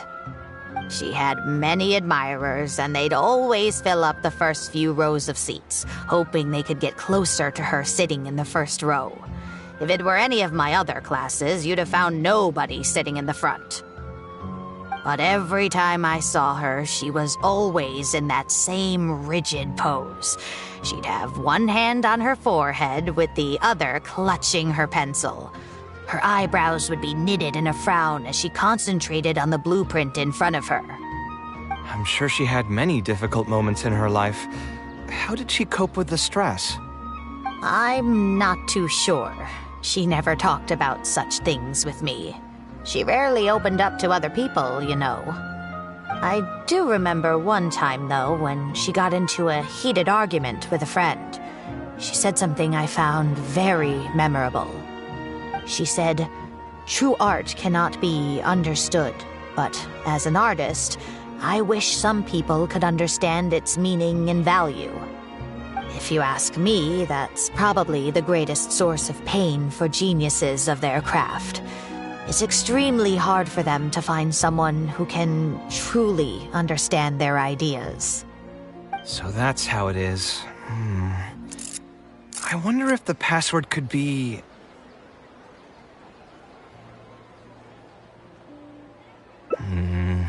I tried both just now. Seems those aren't it either. What are you trying to do? My mother left her notebook to me, but it has a password and I haven't figured out what it is yet. I'm trying to learn more about her so I'd have a better chance at cracking the code. Thank you for all that you told us.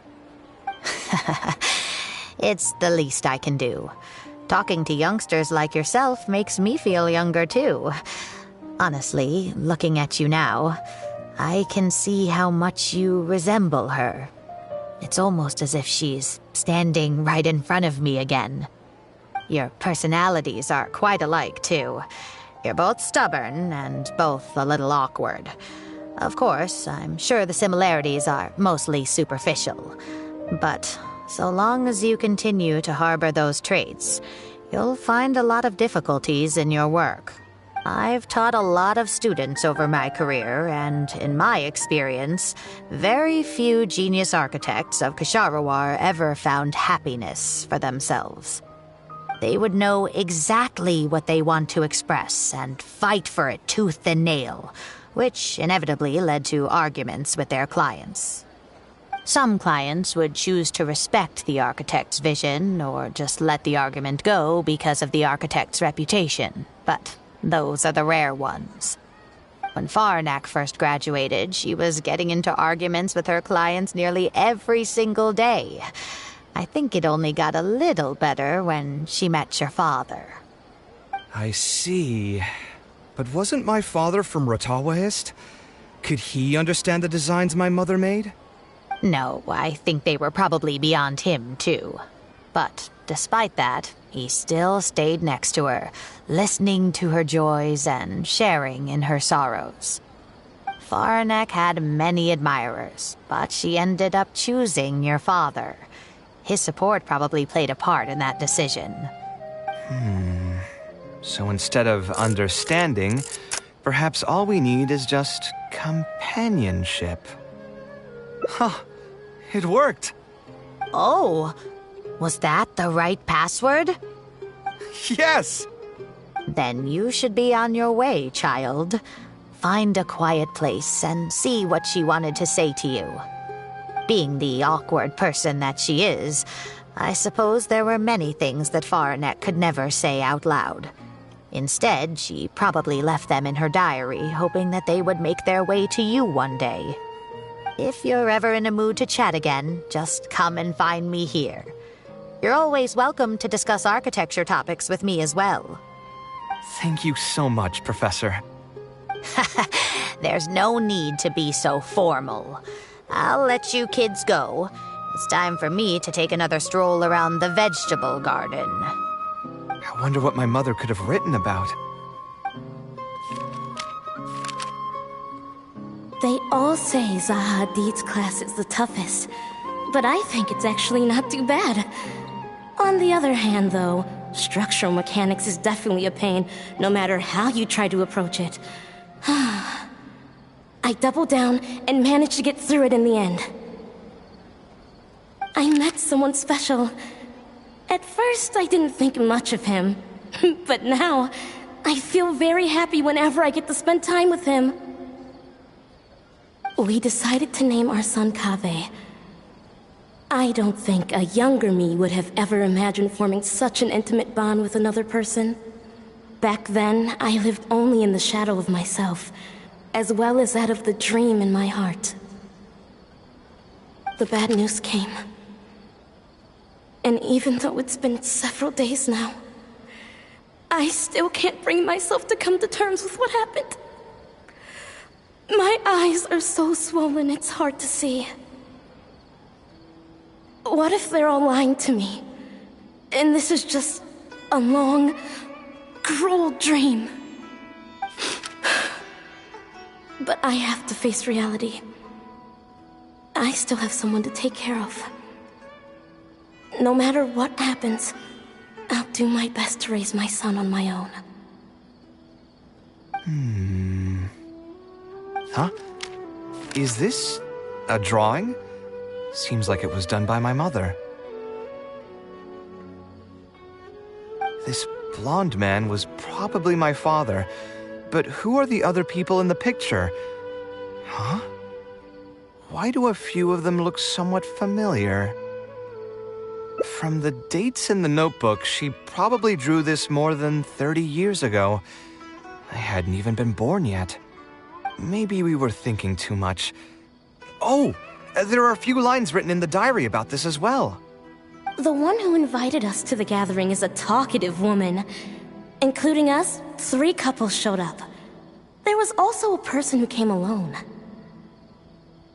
The talkative woman introduced everyone to each other.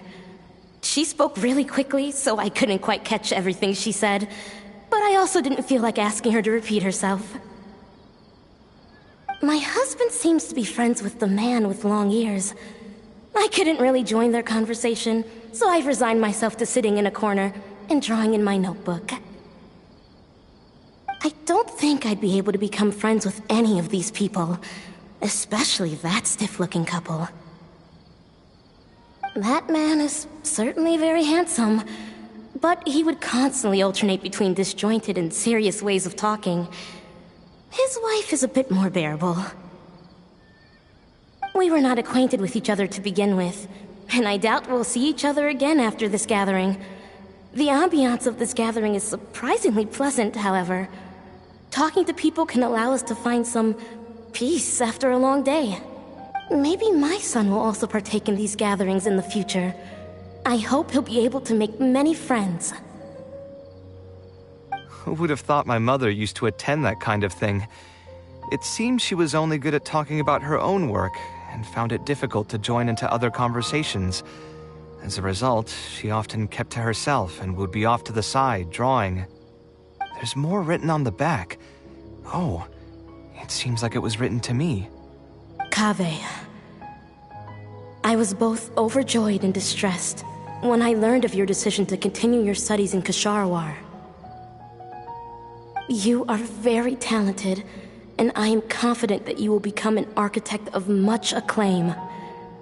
However, the more talented you are as an artist, the more misery and anguish you may encounter. No one will be able to help you during your journey as an artist.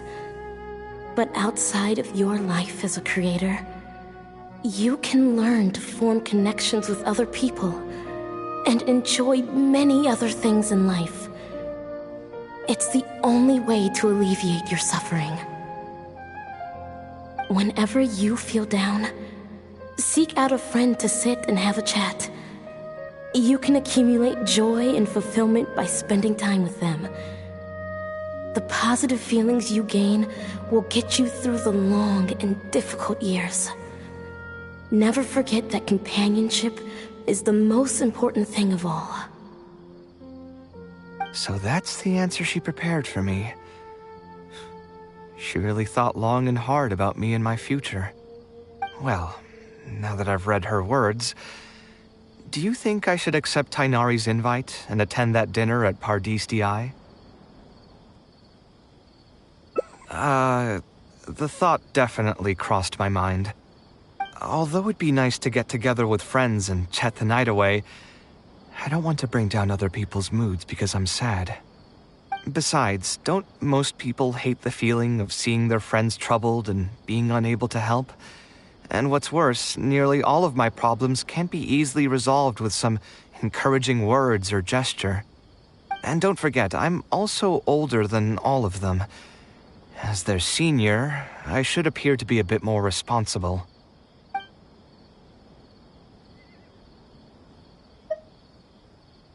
You're not wrong, but I keep feeling like I haven't really helped them much in return. Wait, do you mean it? You're not making fun of me, are you? I've gotten so used to sarcasm that I can't tell what's genuinely a compliment anymore. Wait, by fun, did you mean... You know what, I'm not going to overthink it. I'll see you tomorrow at Pardis Di.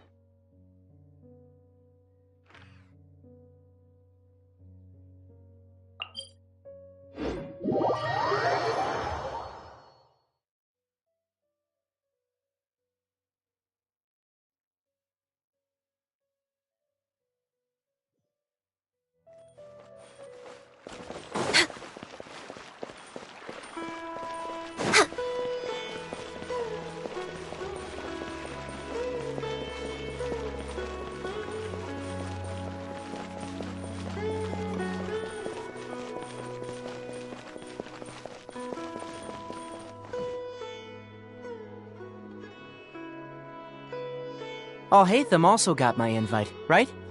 Will he be coming to join us? That guy? He's never been a fan of social gatherings. I wouldn't get my hopes up if I were you. Are you sure?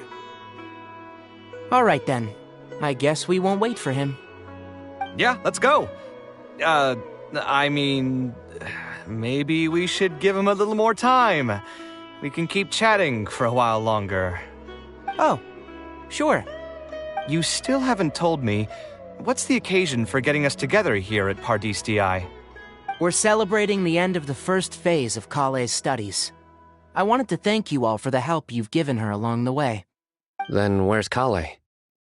She said she wanted to show everyone a bit of what she's learned, so she's still doing some last-minute prep at home. She'll be here shortly. Anyway, let's get started. To tell you the truth, I'm actually not so confident that the second phase will go as well as the first. The curriculum will become a lot more involved, and I'm worried that she won't be able to get through all of it. I was hoping we could brainstorm about it together before she gets here. I knew this wouldn't be just a simple free dinner. Is that why you also invited Alhaitham? Yes, I thought it would be good if we could all put our heads together about this. Anyway, let's take a quick trip down memory lane. What did you guys do when you ran into a problem that you didn't know how to solve? Or got assigned a project that you knew you weren't going to finish on time? Never happened to me. I'd just pull another all-nighter. You two are hopeless. Does anyone have a more useful answer to the question? Ooh, that's a good point. Confidence is the most important thing. Once you lose your sense of confidence, it'll become all but impossible to find the motivation to study. This could be a potential direction. I have already redesigned the literacy curriculum, and I was originally hoping to ask Alhaitham for his opinion, but... It's very simple. Instead of focusing on the amount of material you would like to teach, focus on the amount the student would be able to remember. Wow, you actually showed up. I could probably count the number of times you've actually come to gatherings like this on just one hand. It's still more than the number of times you've managed to get a proposal approved on the first try. As long as you're still aware. So, what made the difference this time? Are you looking to drink your sorrows away with some friends? That's your purpose for being here, not mine. Don't project your ways of thinking onto me. So you're saying the only reason you came is to help Tighnari with his brainstorming? Precisely. Kaveh will have a long road in front of her. Hey, just to get one thing clear. Even if Kaveh manages to make her way to the academia, we cannot let her enroll in Haravatat.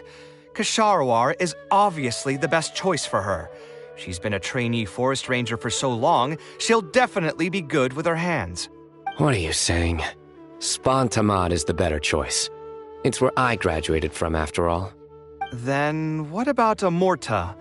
That's the darshan her master actually graduated from. There are only 2 other darshans left. We might as well select all of them on her enrollment application. I'm trying to have a serious discussion here.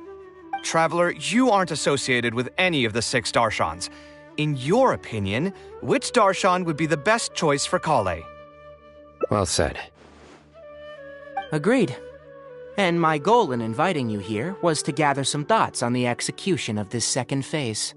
Phase 2 far exceeds Phase 1 in both curriculum complexity and the speed of instruction. I hope Kaveh has prepared herself for what is coming. Hey, what are you thinking now? Please don't tell me you're planning on lending her those abstruse books from your home library. Actually, I was thinking about lending her a professions guide. I'll make sure to write, "Don't become an architect" on the front page of that. You're right. I can't deny that. Is there another phase after Phase 2? What's the ultimate goal of all of this? Are we trying to prepare her for a job in the academia? We don't need to think that far ahead. Hold that thought, though. I think my vegetables are done.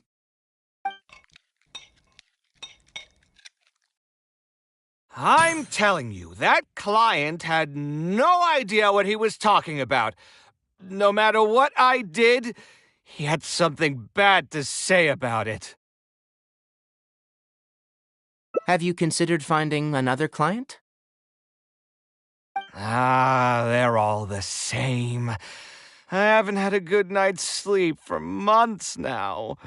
Who do they think they are, ordering me to alter my design over and over again just because they have some Mora? It's too late now to change careers. You might as well try to find some joy in the pain. Besides, you'll be getting up in the middle of the night to make edits to your own design even when the client doesn't request it. No. That's not true. Cheer up, Kaveh. I'll tell you a new joke. We'll save that for the end, Sino. You can keep it to yourself until then. Whatever. I'm not going to use my brain anymore. Let's drink tonight to our heart's content.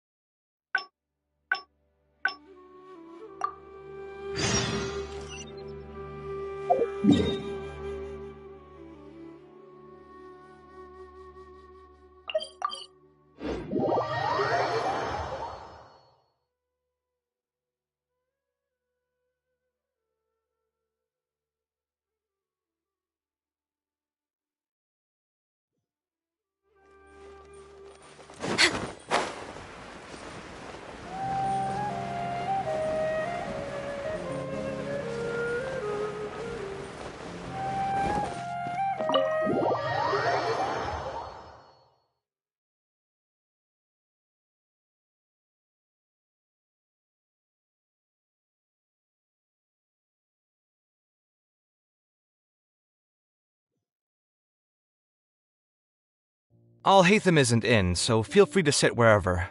I'll bring out the box.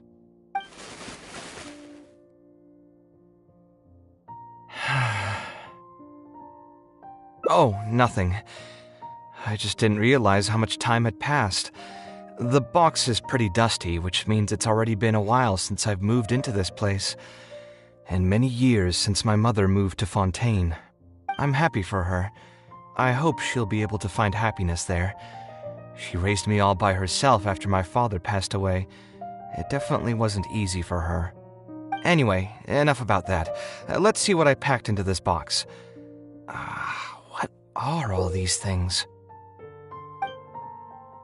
Oh, I remember now. This is a drawing I made in Port Ormos. Obviously, I wouldn't call it anything special now, but I was less than 5 years old when I made this drawing. That's more than 20 years ago. You could say it's pretty good for a child of that age. Now that I've said that out loud, I suppose I do have some level of artistic talent, right? Criticism and self-doubt have always been a part of the artistic process. Without criticism, there can be no improvement. It's normal for me to question my abilities from time to time. I admit that I may have spent a little too long questioning myself this time around, but as you know, the heart tends to dwell on whatever it pleases. Anyway, never mind.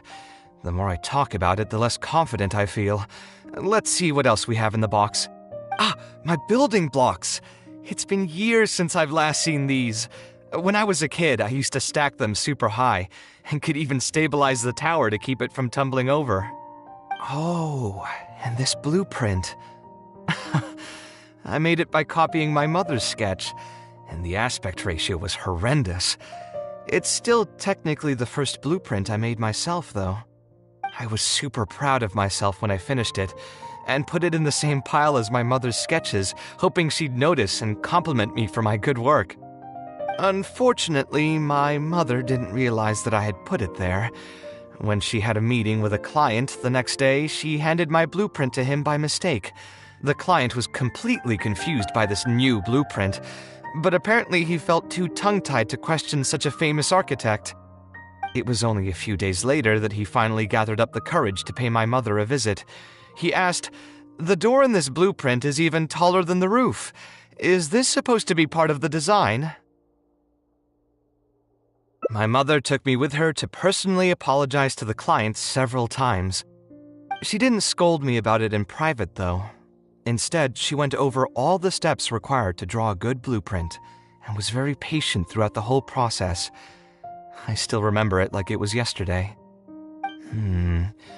Let's see, is there anything else left in this box?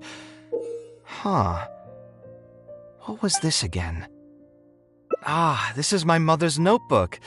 She used to write and sketch in it all the time. When I was a child, I used to be super fascinated by this notebook, and always pestered my mother to let me read it. After asking her a few times, she told me that I could read it as long as I could guess the password. Wonder why she didn't take this notebook with her. Did she leave it to me on purpose? If only I could. I never managed to guess the password. Hey, it's not a matter of time, it's a matter of inspiration. That's what we need to guess the password. Who knows? Maybe this time something will click in my head, and the answer will just present itself. Let me think. What could it be? I could tell what you were thinking. Don't worry, I tried all the easy guesses a long time ago. I've tried my name, my father's name, my mother's name, my grandparents' names on both sides, and all of our birthdays. I've tried every name and number remotely related to my family. I've even tried stuff like love you Kaveh, take care, and yours truly. I've tried every cheesy phrase and well-wish in the book, but this lock has refused to budge. I wouldn't try that route again. I have a hunch that it won't be that simple. Also, if she really did use something like that, she'd never hear the end of it from the folks over at Haravatat if they ever found out. Yeah, you're right. Although I was hoping to find some words of wisdom from my mother, if I stop and think about it, her words may not be the advice that I need to hear right at this moment. Everyone's life journey is different. Traveler, you've visited many lands and met many people, so I'm sure you've run into situations where some advice wasn't exactly suitable for the situation at hand. I just got an idea though. If I want to rekindle the creative passion that I had before, instead of trying to unlock an old notebook, why don't I take a walk around the parts of town that had changed my life? What do you think? I'm glad you agree. Then let's start by taking a quick stroll around the academia.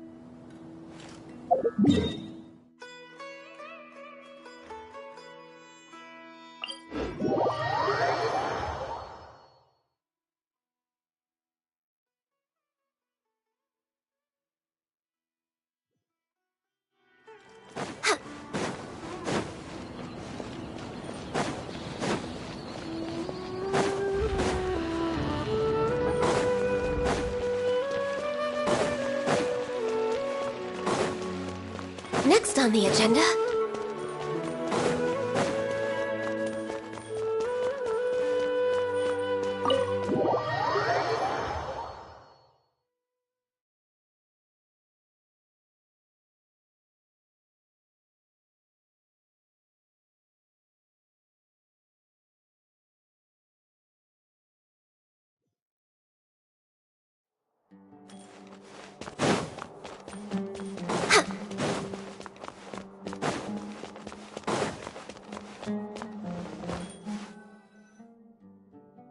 Of all the places in the academia, I remember this one most.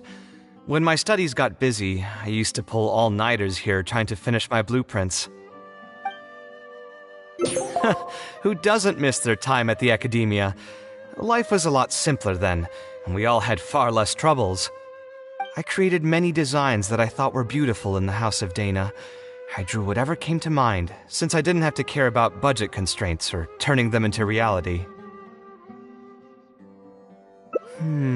If I had to give a reason, it'd probably be because I like the ambiance here. The Academia also had a rule that allowed scholars to annotate any physical books they came across. As a result, the books here are chock full of scholars' wisdom across many generations.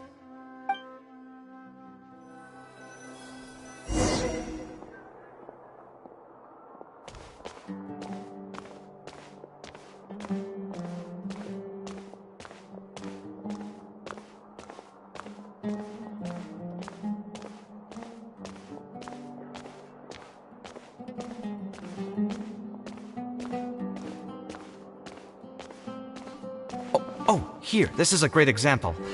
This book, History of Ancient Sumeru Architecture, contains some analysis that I did many years ago. Huh? Why is Alhaitham's handwriting also in here? When did he ever read this book? I guess it's probably from when we worked on that research project together. Anyway, he probably never cared to tell you this, but the House of Dana is where Alhaitham and I first met. I came here to do my homework, and saw him sitting by himself next to that row of bookshelves. A group of Haravatat scholars were chatting near him, but he looked as if he was too lazy to join them. There was a pretty stark difference between him and all the rest of them. It was my fault for feeling bad for him. I thought he must have gotten into some kind of trouble and went over to ask if he needed anything, not realizing that... Not realizing that you were in fact the one in a whole heap of trouble?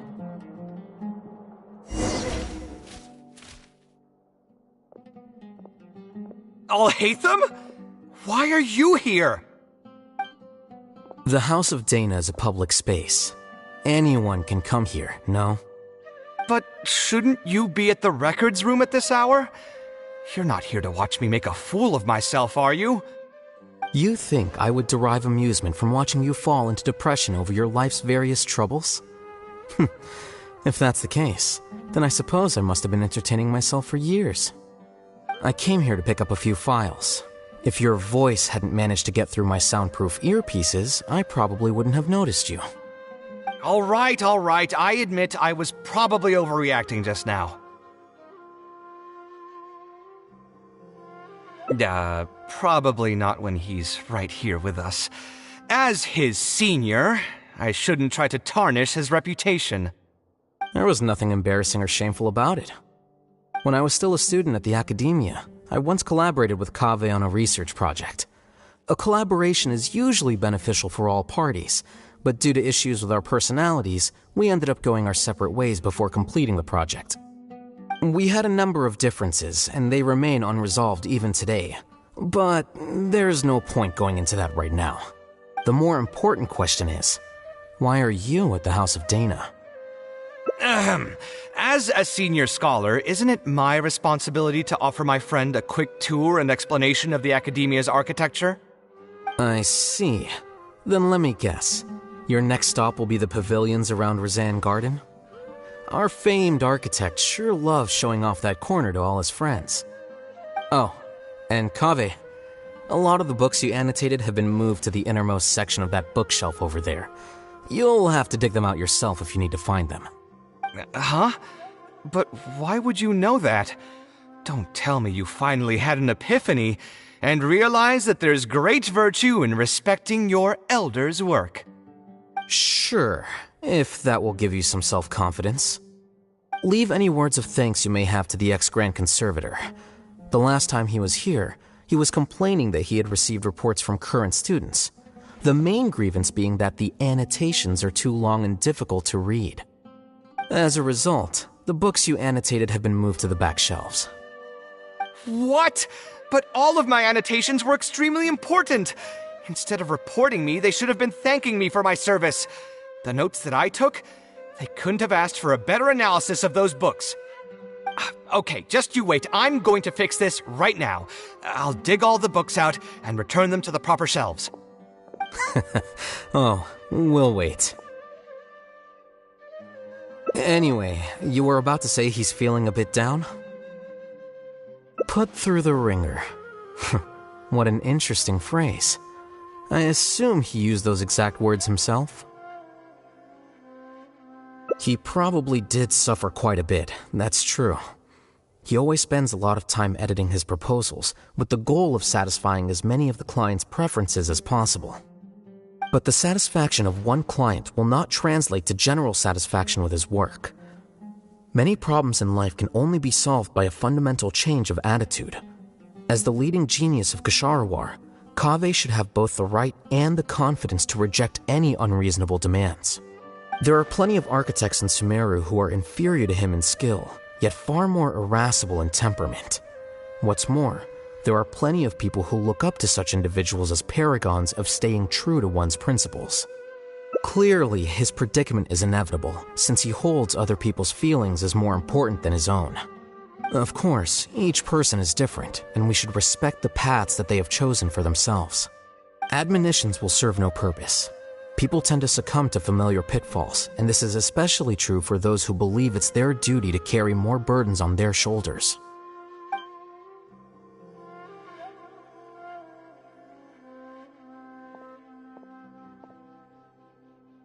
Looks like you were having an enjoyable chat while I was gone. Were you talking about me by any chance? What do you think? What else is there to talk about?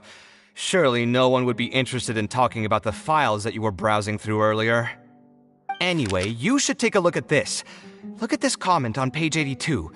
Dear Kaveh, thank you so much for annotating this book in such detail. It was a great help to me.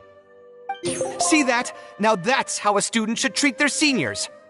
And it looks like you're already in a much better mood now. It really doesn't take much to make you happy, huh? Me happy? I'm mocking that retired blockhead for being so full of himself. He understands nothing about the true beauty of architecture. When I can find some time, I'll have a serious talk with him about making sure these books are put where they belong. Why don't you just move all the books yourself? It's not like he hasn't cursed you out before. What was that nickname he gave you while you were in the academia? The Urchin of Ksharawar? Kaveh had a habit of scribbling and writing in all kinds of books. Hey! You didn't need to bring that up. At least not when I'm still standing here.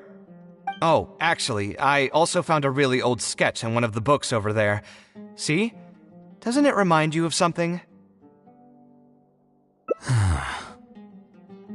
Huh? Don't tell me even you don't get it. Don't ask me. This is the time you specifically put aside to brag about yourself. Feel free to hoard all the spotlight you want. You... In that case, allow me to explain. Although this sketch is a little abstract, you can plainly see from the road plans that this was an original concept for the expansion of Port Ormos. We can also plainly see that the designer was a huge fan of this project. It's the project he loves to talk about the most, second to the Palace of Alcazarzare. If I don't keep bringing up the neat projects that I've done, how would anyone know that I was the one who did them in the first place? There shouldn't be any complaints about Port Ormos. If I remember correctly, the construction process was very smooth, everything was made ready ahead of time, and there were very few safety concerns. There are indeed no records of any complaints about this project. A most impressive achievement. See? What did I tell you? Come on, let's take a stroll through Port Ormos next. I'll tell you all about the designs I made for the place. No need. It's almost time to clock out for the day, and I don't intend on bringing any unfinished work home. Suit yourself. It's not like you know how to appreciate artistry anyway. Let's go, traveler. I'll take you to Port Ormos.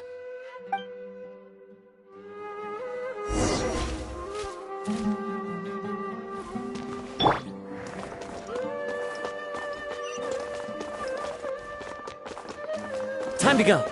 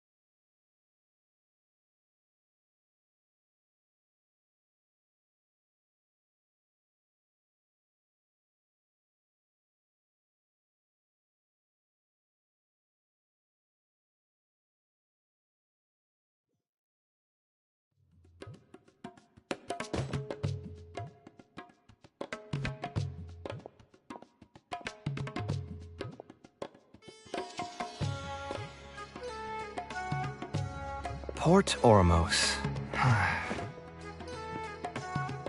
No, I didn't design any one specific building. Most of my work here concerned structural renovation. Port Ormos had already existed since I was still a young child. It wasn't as large as it is now, though. It only came to its current size after a sizable expansion. I was part of that project. The arch bridge over there, for example, that was one of my designs. When I was first tasked with the project, I decided to reference the growth patterns of nearby trees to split Port Ormos into 2 levels. My goal was to improve the overall utilization of space. We ran into a lot of issues during construction, but thankfully, we were still able to achieve the original vision. Residents can now behold all the ships entering and leaving the harbor from the vantage point of the bridge, while visitors can recognize the site of Port Ormos from a long ways away. I was still young and new to the trade back then. I could hardly believe that an idea in my head could become reality and remain in the world for many years to come. The true cornerstone of the creative process. The point about the design that will be ultimately used to judge its true worth. It was the first time that it became crystal clear in my mind. Once built, a building will continue to stand. Countless people will see it, and countless more will step inside it. Its final worth, whether it's good or bad, will be assessed by the countless generations of people that interact with the building during their lives.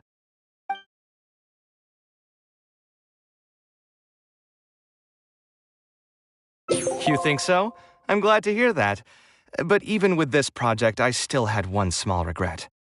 My budget was tight, and I was unable to use the higher quality timber I had originally intended for the design. I knew that some concessions on aesthetics would be needed as soon as I agreed to a proposal that prioritized the practical functions of the project. Us creative types know better than anyone that most projects cannot be completed without a few regrets. Even the Palace of Alcazarzaray was not perfect. Yeah, you're right. I should learn to look toward future opportunities and believe that any regrets I have can be overcome in time. We've spent long enough here. There's still one last place I want to go, but it's a little far.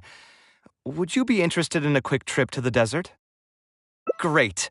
Most of my projects over the last few years have had something to do with the desert, partially because there's a special place there that I often visit. This is a rare opportunity, so why don't you come along and see it for yourself? If you ever feel down, maybe you'll be able to go there and feel better too.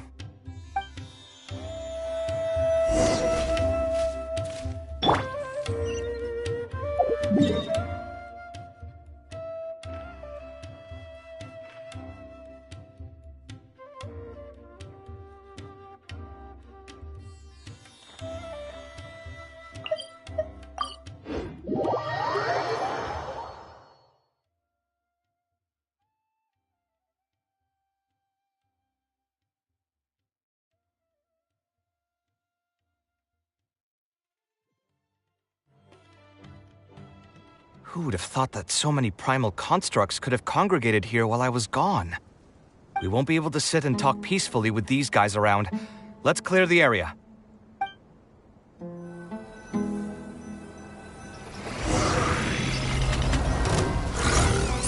Site clear! Solidified! All hail! Access denied. Clouds high. The birds come! I'm going in! Order guide you.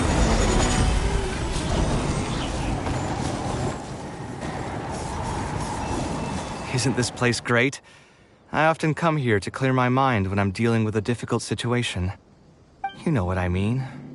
Everyone finds themselves in frustrating situations once in a while.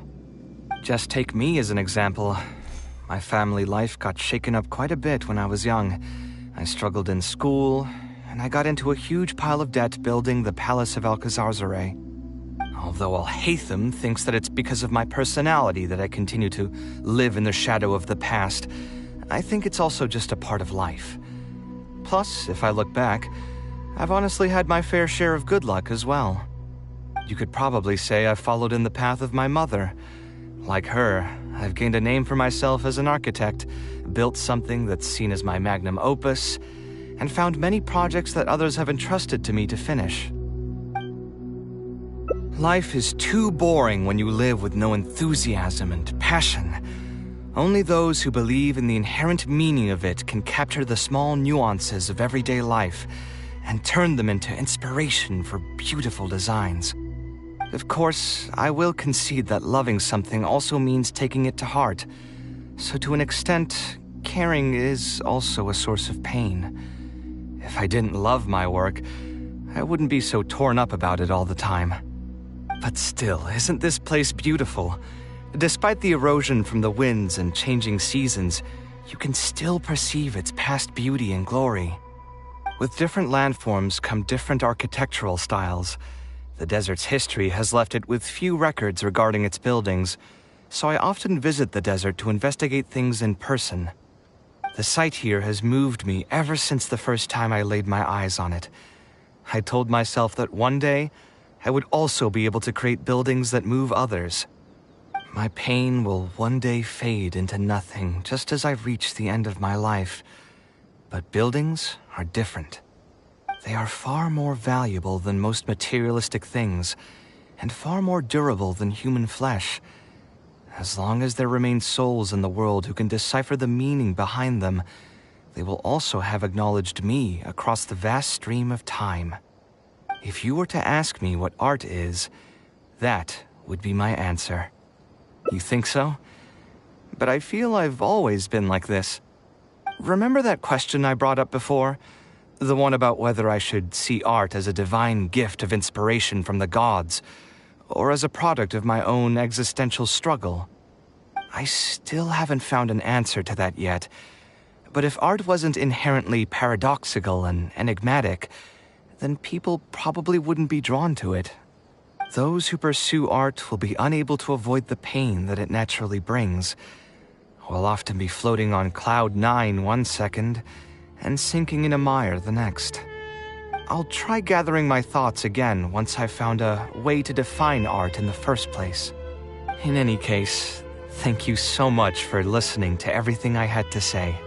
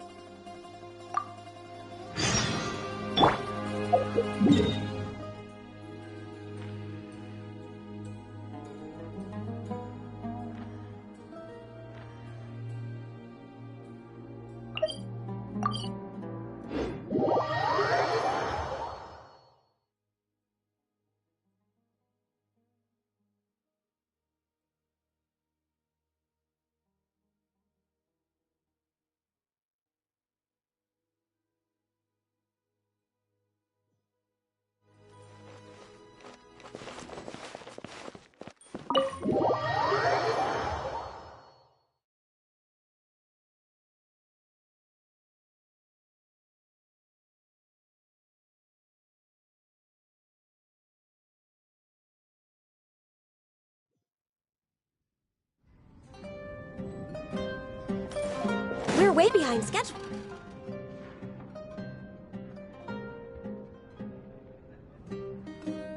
Taking this commission was truly the worst decision ever.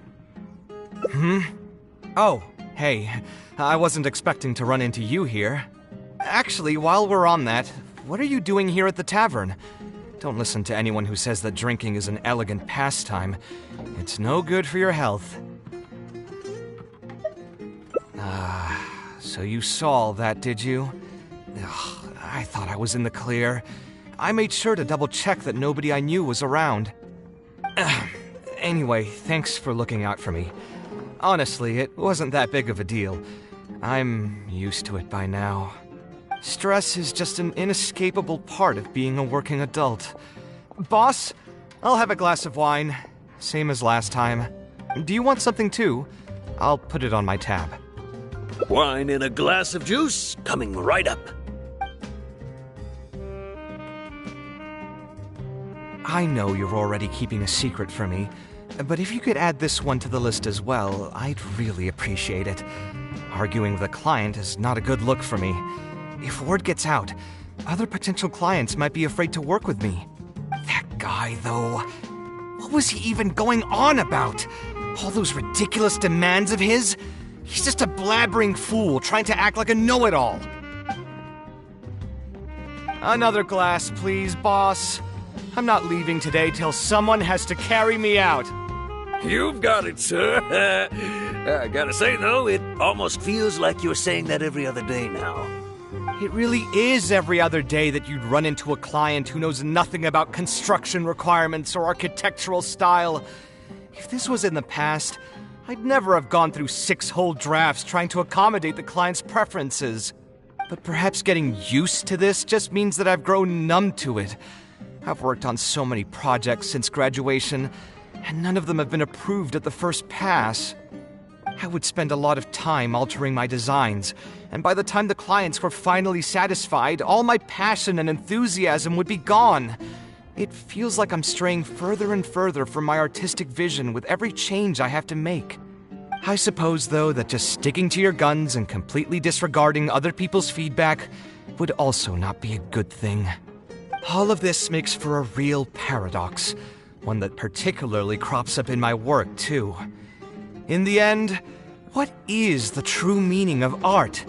Should I see it as a divine gift of inspiration from the gods? Or an expression of the light of my own wisdom? Here's your drink. How are you already spouting nonsense after just one glass? Your tolerance is usually much better than that. Boss, what do you think is the meaning of art? The meaning of art? Really, my friend, who in Sumeru understands art better than you? Anyway, I don't know about art, but I do know that I'm interested in business, and some patrons are waiting to be served. So, you'll have to excuse me for now. Just holler if you need anything. What do you think, traveler?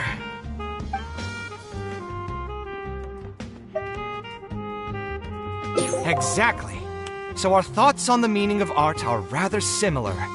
In Sumeru, and especially Sumeru of the past, the arts are not a popular discussion topic. Trying to talk about the arts is basically the key to killing any conversation. It's too bad that I'm not in my best form today. Otherwise, we could have talked about this for a little longer.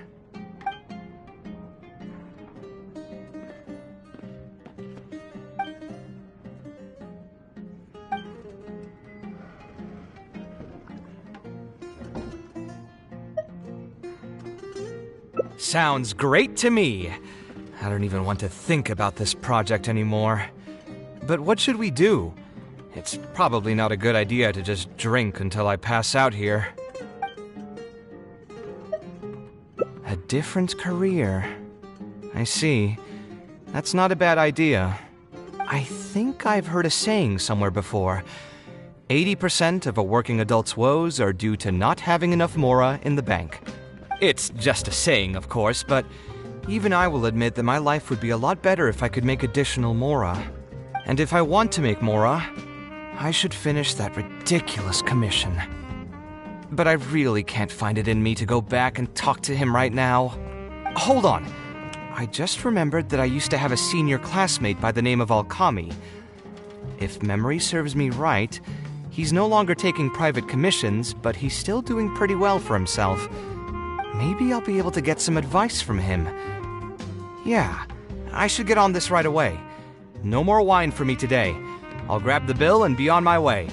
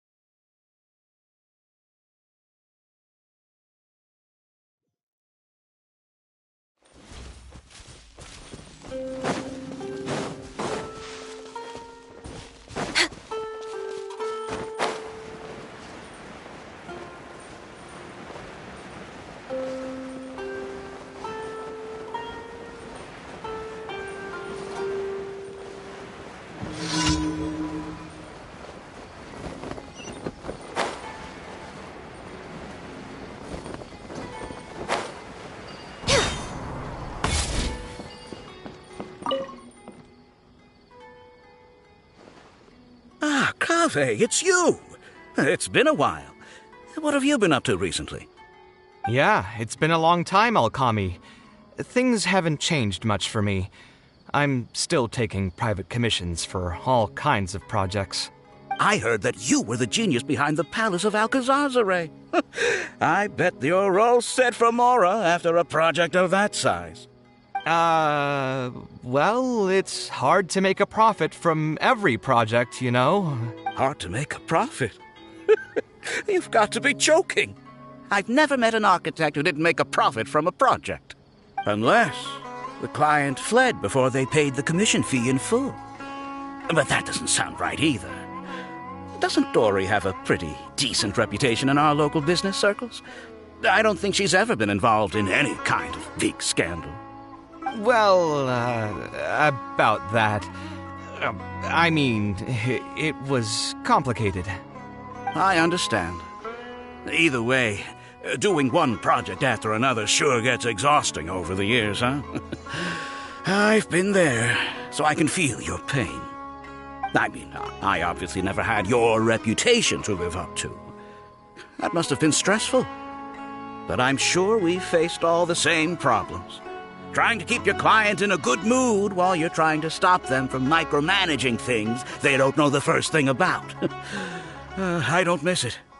Thankfully, that's all behind me now. Not exactly. My work is still closely related to architecture. Judging from the look on your face, you're still strapped for Mora. That's quite unfortunate. You're the most artistically gifted graduate the Ksharawar Darshan has seen in decades. But it looks like you still have a lot to learn in terms of making Mora. With that said, us Ksharawar grads should still look out for each other. What if I told you about an idea that'll absolve you of all your Mora troubles going forward? Are you serious? But something like that has got to be some kind of top-level business secret. Are you sure you can just share something like that with me? Besides, I don't want to just take something like that without offering anything in return. I still have a little Mora. Or is there something that I can help you with? Oh, you're too kind. This is just a simple tip. Even if I didn't bring it up, I'm sure you'd hear it from the others sooner or later. The idea is this. I recently opened up a training center with the goal of educating people in architecture design.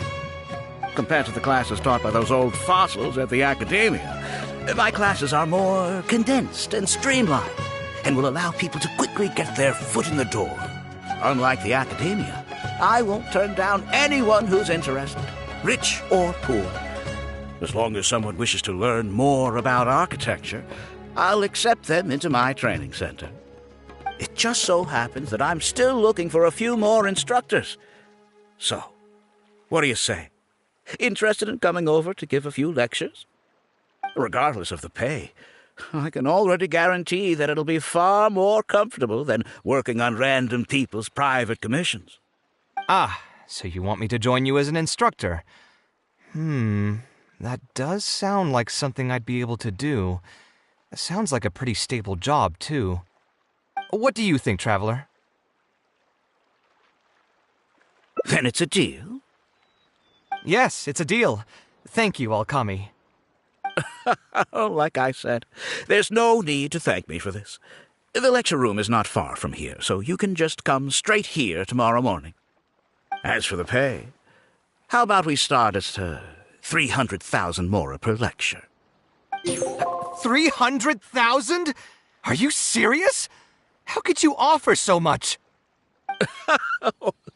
It would seem that you're still oblivious to your own economic worth. 300,000 is nothing compared to the prestige of having the Light of Ksharawar as one of my instructors. 300,000 is also just the base rate. Just trust me on this. The longer you stick with me, the more you'll come to understand your true value in the market. I have to go make some preparations now. See you tomorrow. I was never particularly close with Alkami when we were in school. Who would have thought that he'd be so nice and friendly? I've hosted free lectures before, but this would be my first time being hired to lecture for a formal business. 300,000 mora per lecture. Whew. I'm so excited that I'm starting to get nervous. Thanks so much.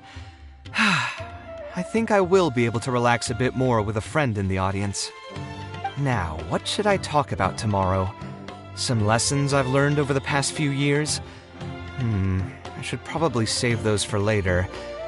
For my first lecture, I should start by getting them more interested in the field. All right, let's meet here again tomorrow morning. I should hurry home and create some kind of lesson plan. If I'm going to become an instructor, I should make sure I show up prepared.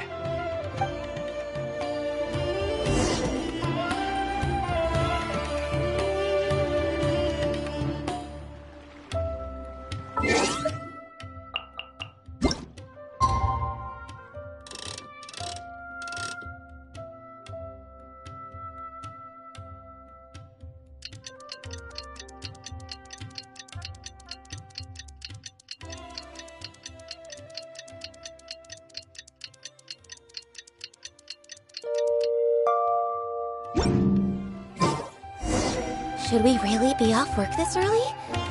There is still a lot left to do.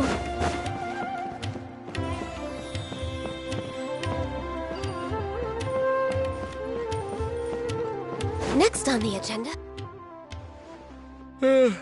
Oh. I didn't expect you two to get here so early. I was up last night preparing for the lecture, but I ended up getting so excited that I couldn't fall asleep. Here, I've prepared a lesson plan. Do you want to take a look? Lesson plan? I must commend you for your dedication. But the training center has already developed its own set of teaching materials. Instead of using your own plan, you can just use what we have here. Of course, you're always welcome to work in some of your own content to add some fun and flavor. Sure, be my guest.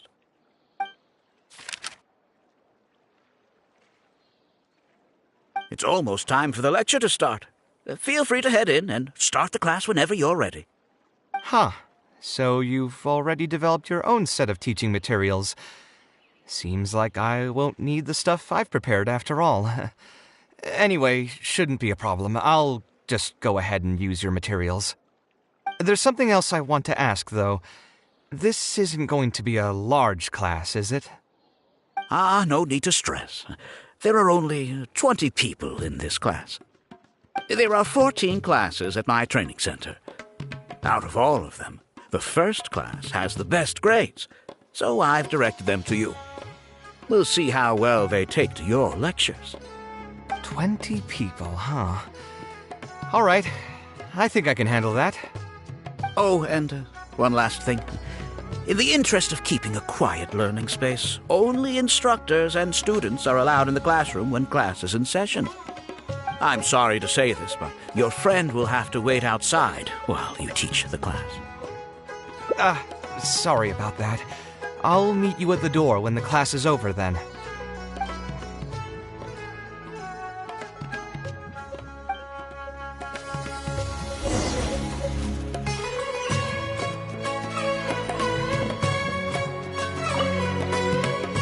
Hey there. Can I help you? Oh, Akami? You mean that rich guy who's been making quite the name for himself? Yeah, he commissioned a set of furniture from me a while back.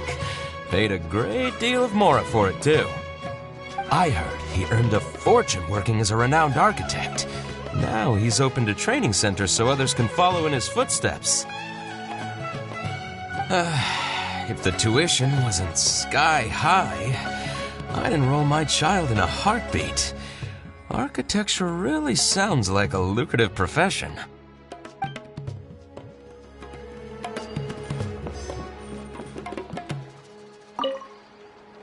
Did you hear? Alkami recruited Kaveh to be an instructor. I bet that'll boost his enrollment numbers. Really makes you jealous, eh? If you think about it, Alkami was never that talented himself as an architect. If we're just talking about professional skill, no one would pay for a class with him. That's true, but you've got to admit, His advertisements are really effective. After all, the academia only admits those that can pass its entrance exam, so only a few people could hope to study architecture in the halls of the Kasharwar. For those who can't pass the exam, or who just want to jump straight into the industry, the training center is the best bang for the Mora. Man, to have that kind of business acumen.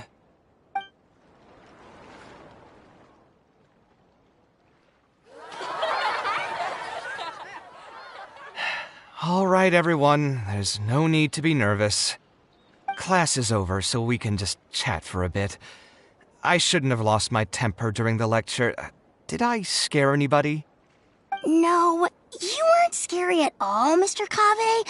We were just a bit lost and didn't get what you were talking about. Oh, don't get me started. I was trying to use Alkami's materials, so I flipped through some pages and gave them a closer look. The more I read, the more upset I became. Alkami may fool an amateur, but he can't fool anyone who's active in our profession. The materials he made are completely useless for teaching real architecture. In my opinion, the most important skill of an architect is their ability to craft a design. In other words, they must be able to conceptualize ideas. There are tens of thousands of buildings in the world, as well as a countless number of architectural styles. Some designs emphasize aesthetics, while others prioritize practicality. The architects who can critically evaluate the quality and fit of different designs are those who can come up with great designs of their own. But you won't get any of that from the teaching materials they're using here. All these students are doing in class is rote memorization of existing designs. They are learning nothing about the underlying principles. How can they expect to become real architects? When they're done with this class, all they'll become are dilettantes with a pitiful smattering of architectural knowledge. But Mr. Kaveh, we didn't really understand anything you said after you threw away the materials either. What's the big deal anyway? It's not like we're looking to make some works of art. We just want to make some Mora. You're studying architecture to make Mora? Yeah. Why else would we be studying here? My biggest dream is to become someone like Mr. Alkami. Once I finally make my fortune in architecture, I'll be able to buy anything I like. Huh. In that case, I'm afraid you'll probably be disappointed. The reality is that the work of an architect is very difficult, and the pay is not lucrative at all. Believe me, I'm a perfect example. But how? Mr. Alkami just told us last night that you made a killing by building the Palace of Alcazarzare. He also said that as long as we graduate from his class, waves upon waves of people will reach out to us with private commissions, and we can just sit back and wait for Mora to fill up our pockets. It won't be long before I can put these miserable days behind me. Come on. And you all believed everything he said? But Mr. Alkami is really rich, isn't he? You... It's pointless trying to argue this with you right now. You've already filled your heads with pipe dreams. Let's go, traveler. Let's hear about Alkami's true plans from the man himself.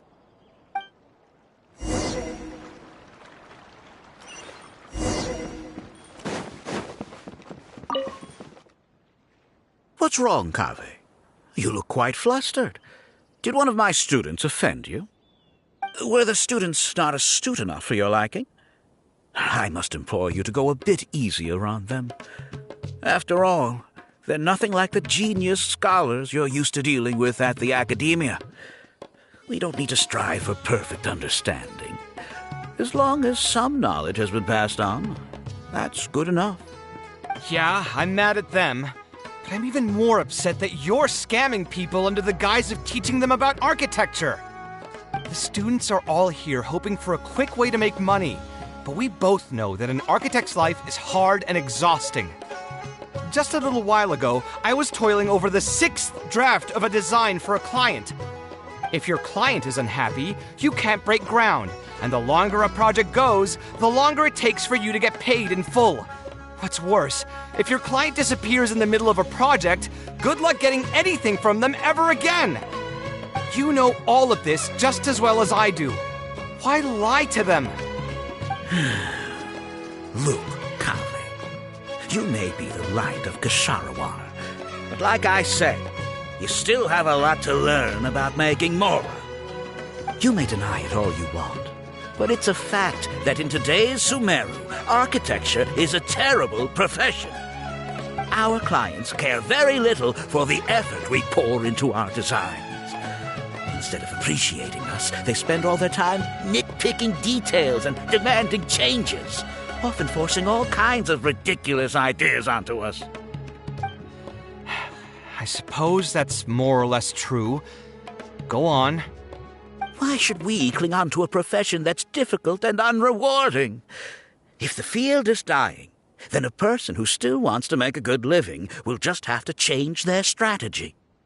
If it's near impossible to make money as an architect, then why not just establish a training center and train other people to become architects in our stead?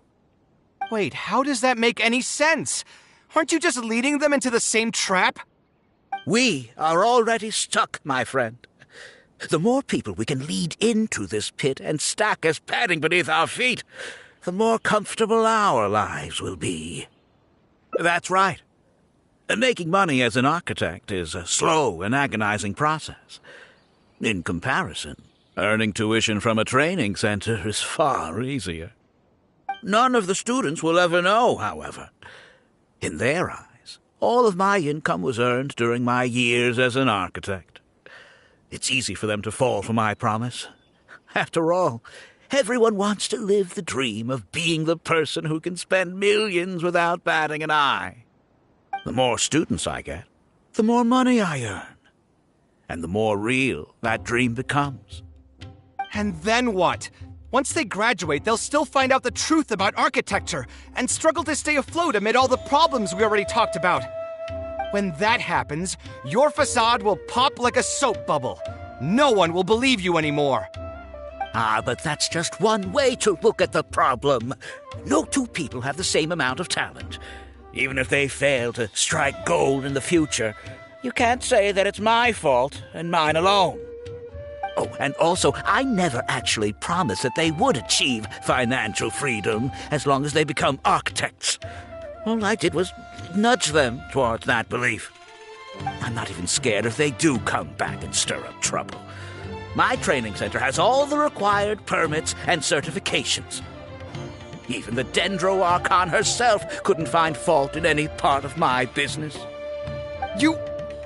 How can you sleep at night knowing that you're doing all this? Tell me, is your heart carved out of brick and stone? I can't believe that I once saw you as a decent human being. I am beyond disappointed in you. And the same goes to you. How many years has it been since you graduated from the academia? If you still can't accept something like this, do you just plan on keeping that worthless naivete of yours until the end of time? Only fools will see art as revered and sacred. In the end, art is just another business. Being successful at running a business is an art form in itself. I urge you to think about what I've said. Offloading your pain onto others is the only way a person can live comfortably in this world. As the light of the Ksharawar, you've accumulated plenty of fame and respect. It's high time that you use those resources to improve the circumstances of your own life. Think it over, Kaveh. I still believe our collaboration could be very fruitful.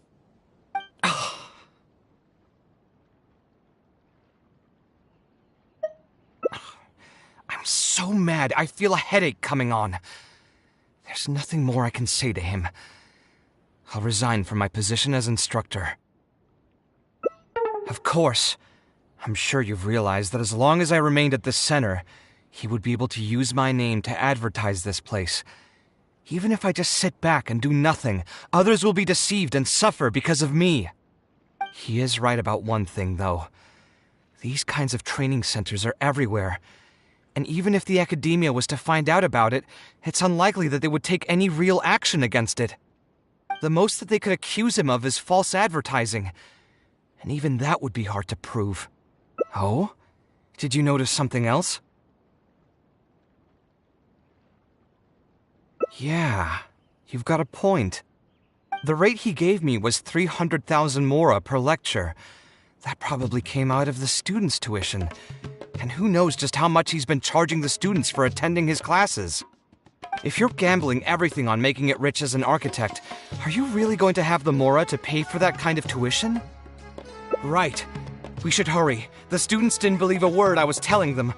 They're still daydreaming about making millions. We're never going to get any information from them again if we let Alkami talk to them first. Let's move now before he's had the chance to react.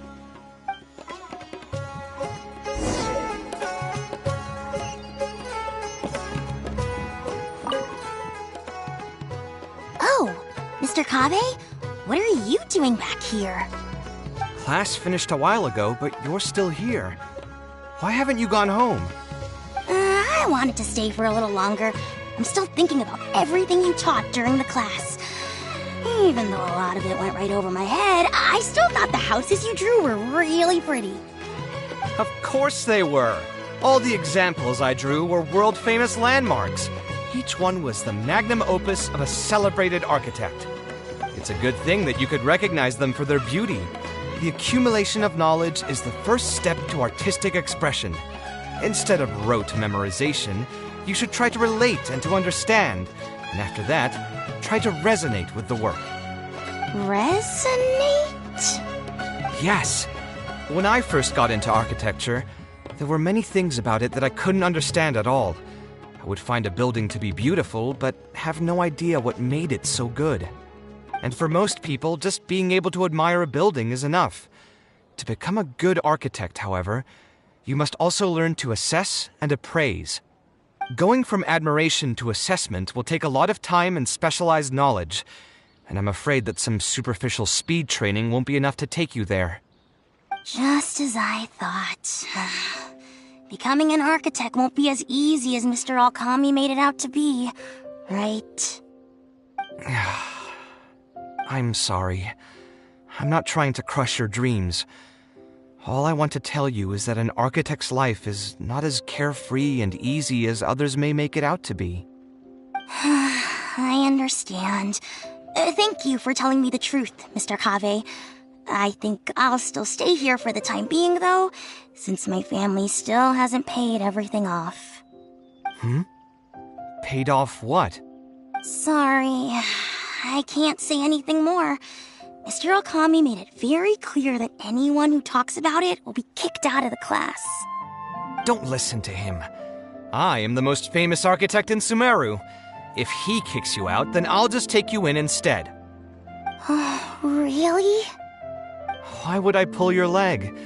I can see you have some talent, so as long as you get your fundamentals down, you should be able to pass the entrance exam and continue your studies at the academia. Then please keep this a secret for me, Mr. Kaveh. Truth be told, my family is not very well off, so we couldn't really afford the tuition for this class. Mr. Alkami was the one who reached out to my parents. He told them that he knew a merchant by the name of Bahar and that we could get a loan from him. He told all the students that once we graduate, people would come flocking to commission us for projects. If everything went well, we'd be able to pay off everything in just a few years, and all the more we make after that would be ours. How much did your family borrow from this merchant? I think it was several million mora. And what was the interest rate? I'm not really sure. My parents were the ones who signed the contract. All I know is that the stack of papers was as thick as a slab of rock. Yeah, I have a bad feeling, too. Something about the whole thing feels dastardly familiar. We need to find that merchant to confirm. But if we were to confront him right now, there's no way he'd admit to anything. Good idea. Hey, tell me, do you know where we'd be able to find this merchant? We last saw him on the north shore of Port Ormos.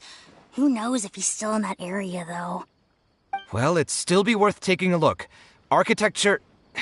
No. The arts shouldn't be used as bait for a scam. We need to do something before the students' lives are ruined even further.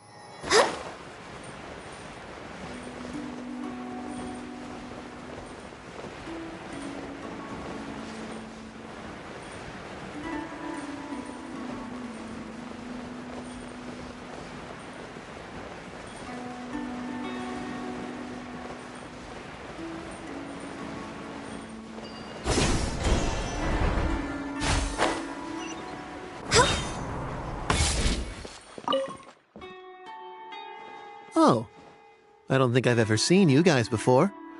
Here for business? You're Fahar, right? Yes. May I ask who introduced you? Alkami.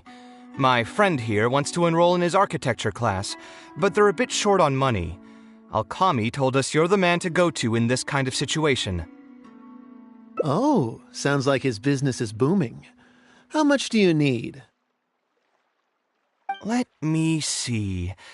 I'd say around 3 million mora. Oof, you call that a bit short on money? Anyway, since you're here because of Alkami, I can work things out for you.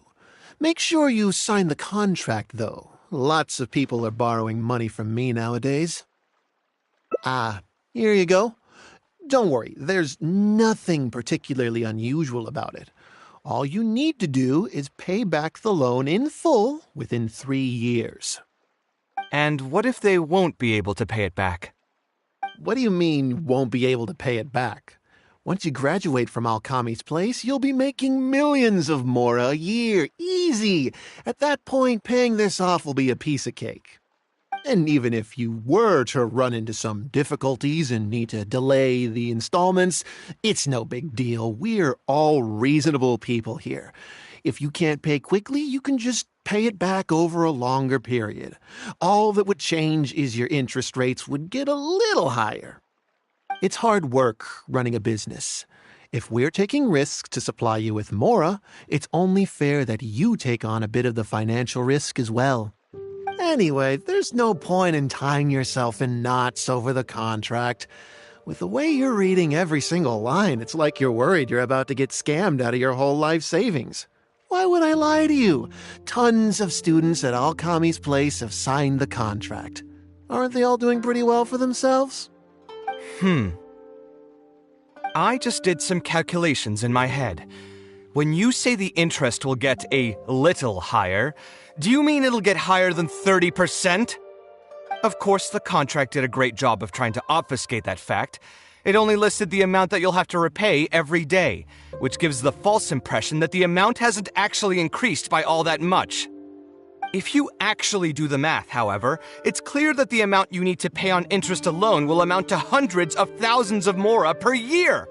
Most people can't even make that much mora in a year. Your greed really knows no bounds. Even my creditor doesn't dare to raise rates that high. Once a family's signed on to a scheme like this, there's no getting out. What are you trying to say, huh? I figured something was off when 2 well-dressed people came looking for a loan. Think you got the better of me? Too many people are sticking their noses where they don't belong these days. Luckily for me, though, this is a pretty secluded spot. Hey, come out and teach these guys a lesson! Eremites? I've already fought off more than my fair share of them when I was working in the desert. There are only a few of them, so they shouldn't pose much of a threat. Marak, you're up!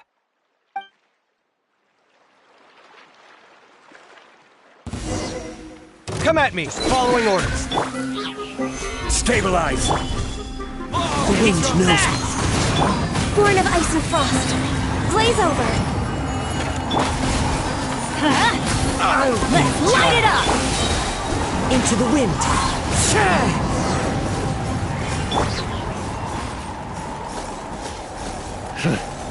Who are you and what do you want?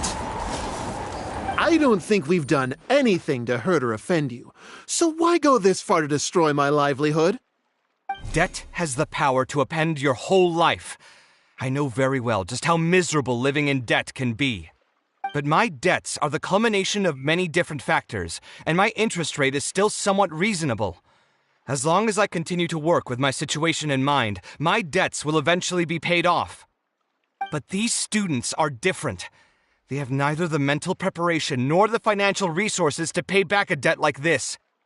You sold the dreams of becoming an architect to the students as bait, urging them to take on insurmountable amounts of debt to satisfy your greed. Ha! Everyone knows there's no such thing as a free lunch. It's their own fault for falling into the trap.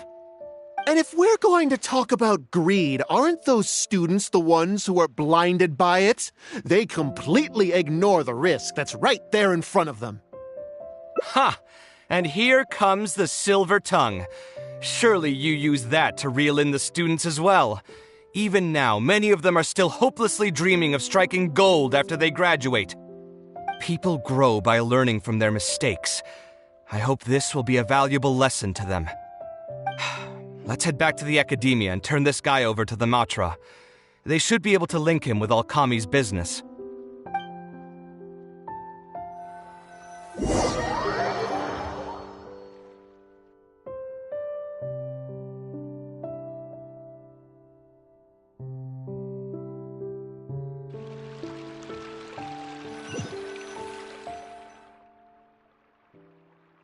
Sino?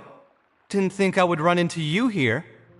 My vacation just ended not too long ago, so I'm going over some cases at the academia. Who's this?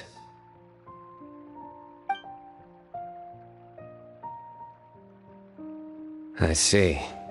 Charging an interest rate over 30% indeed constitutes a crime.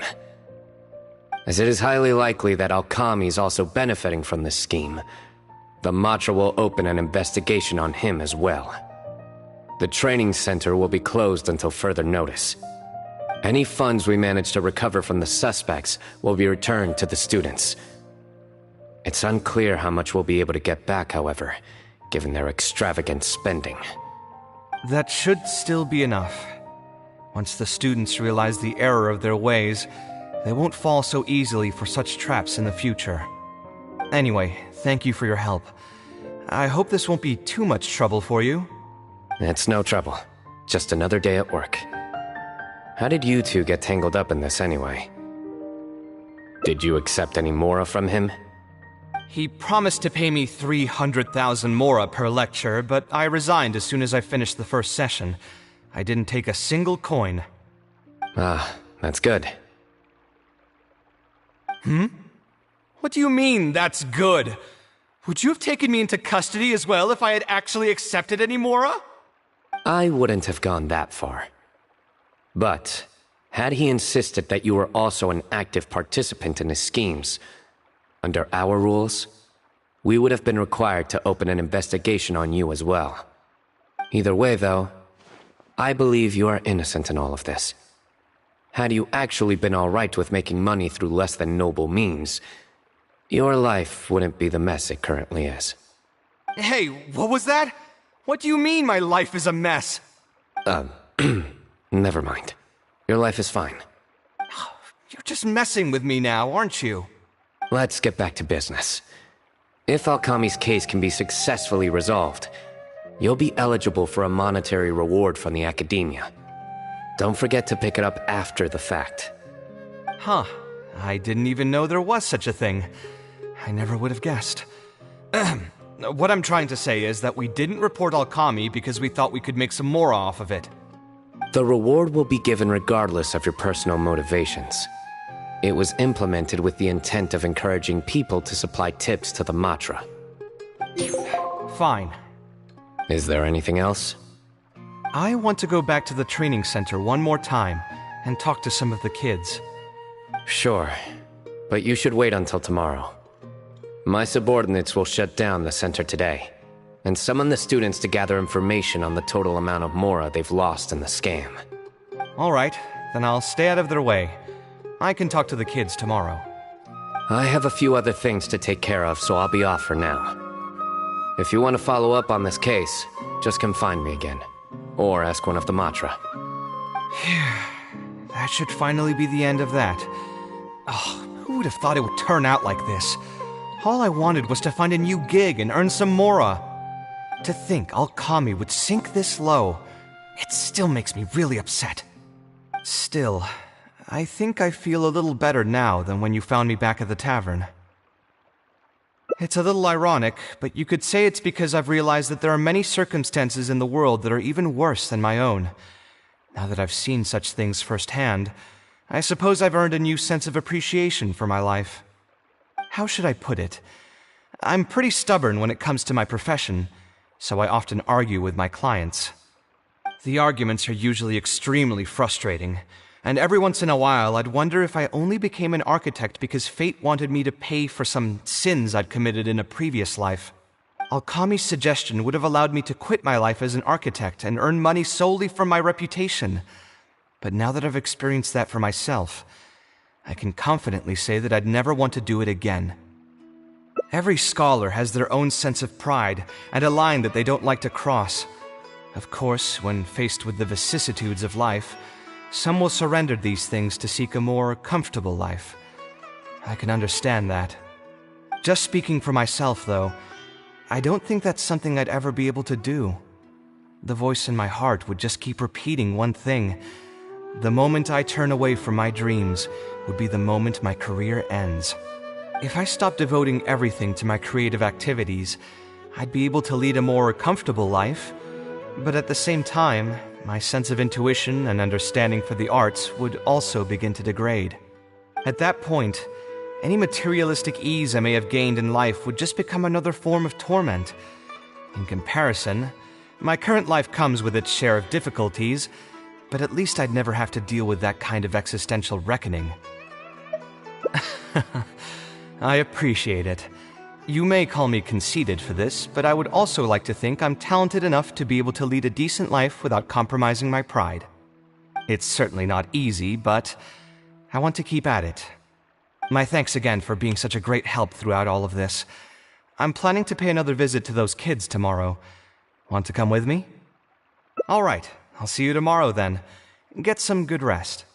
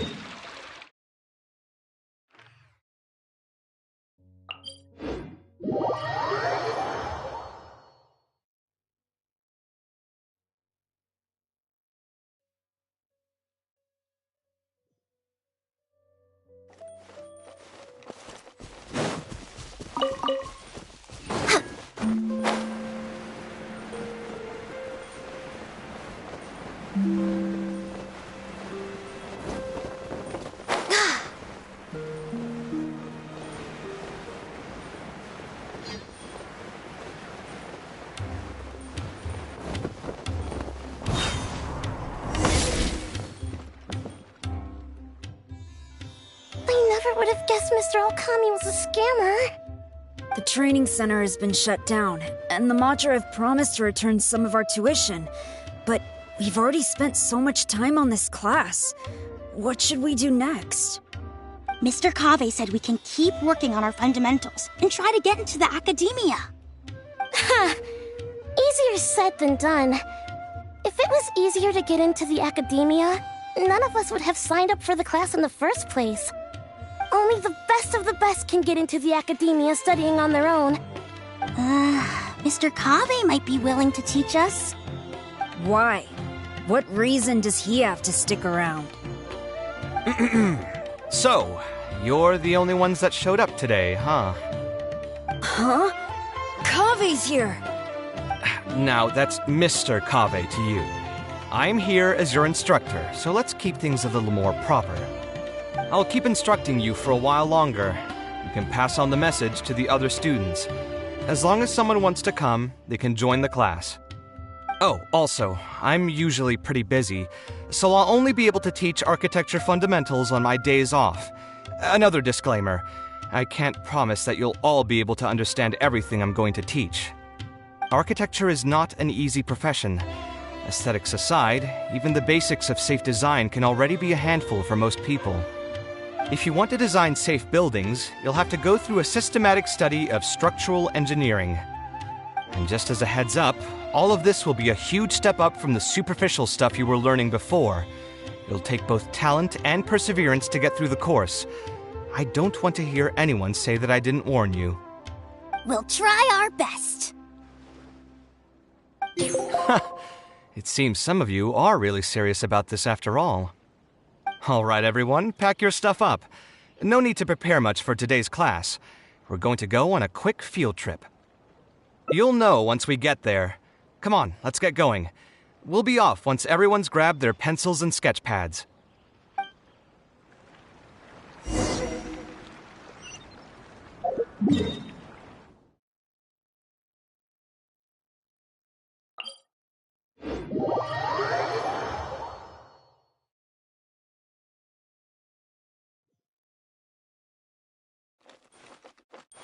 Next on the agenda...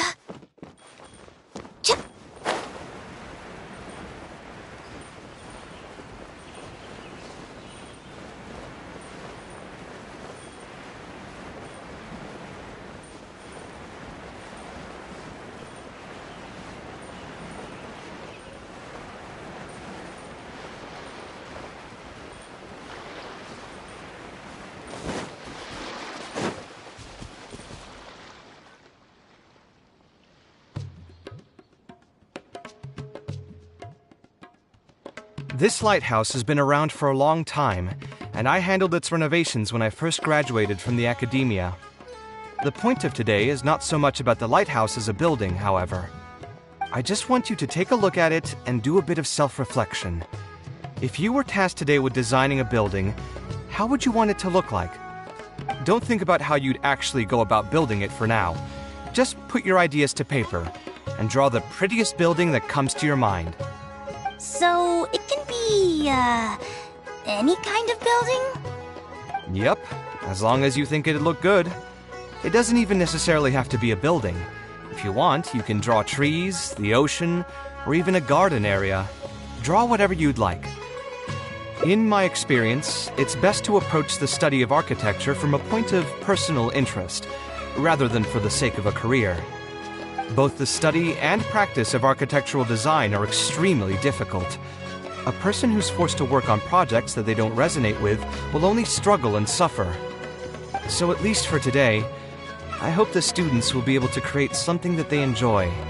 There's no need to think about it too hard. They'll have plenty of time in the future to revisit the design and make changes. What do you think? Want to try your hand at it as well? Don't forget that this is a free class from Mr. Kaveh, the Light of the Kshahrwar.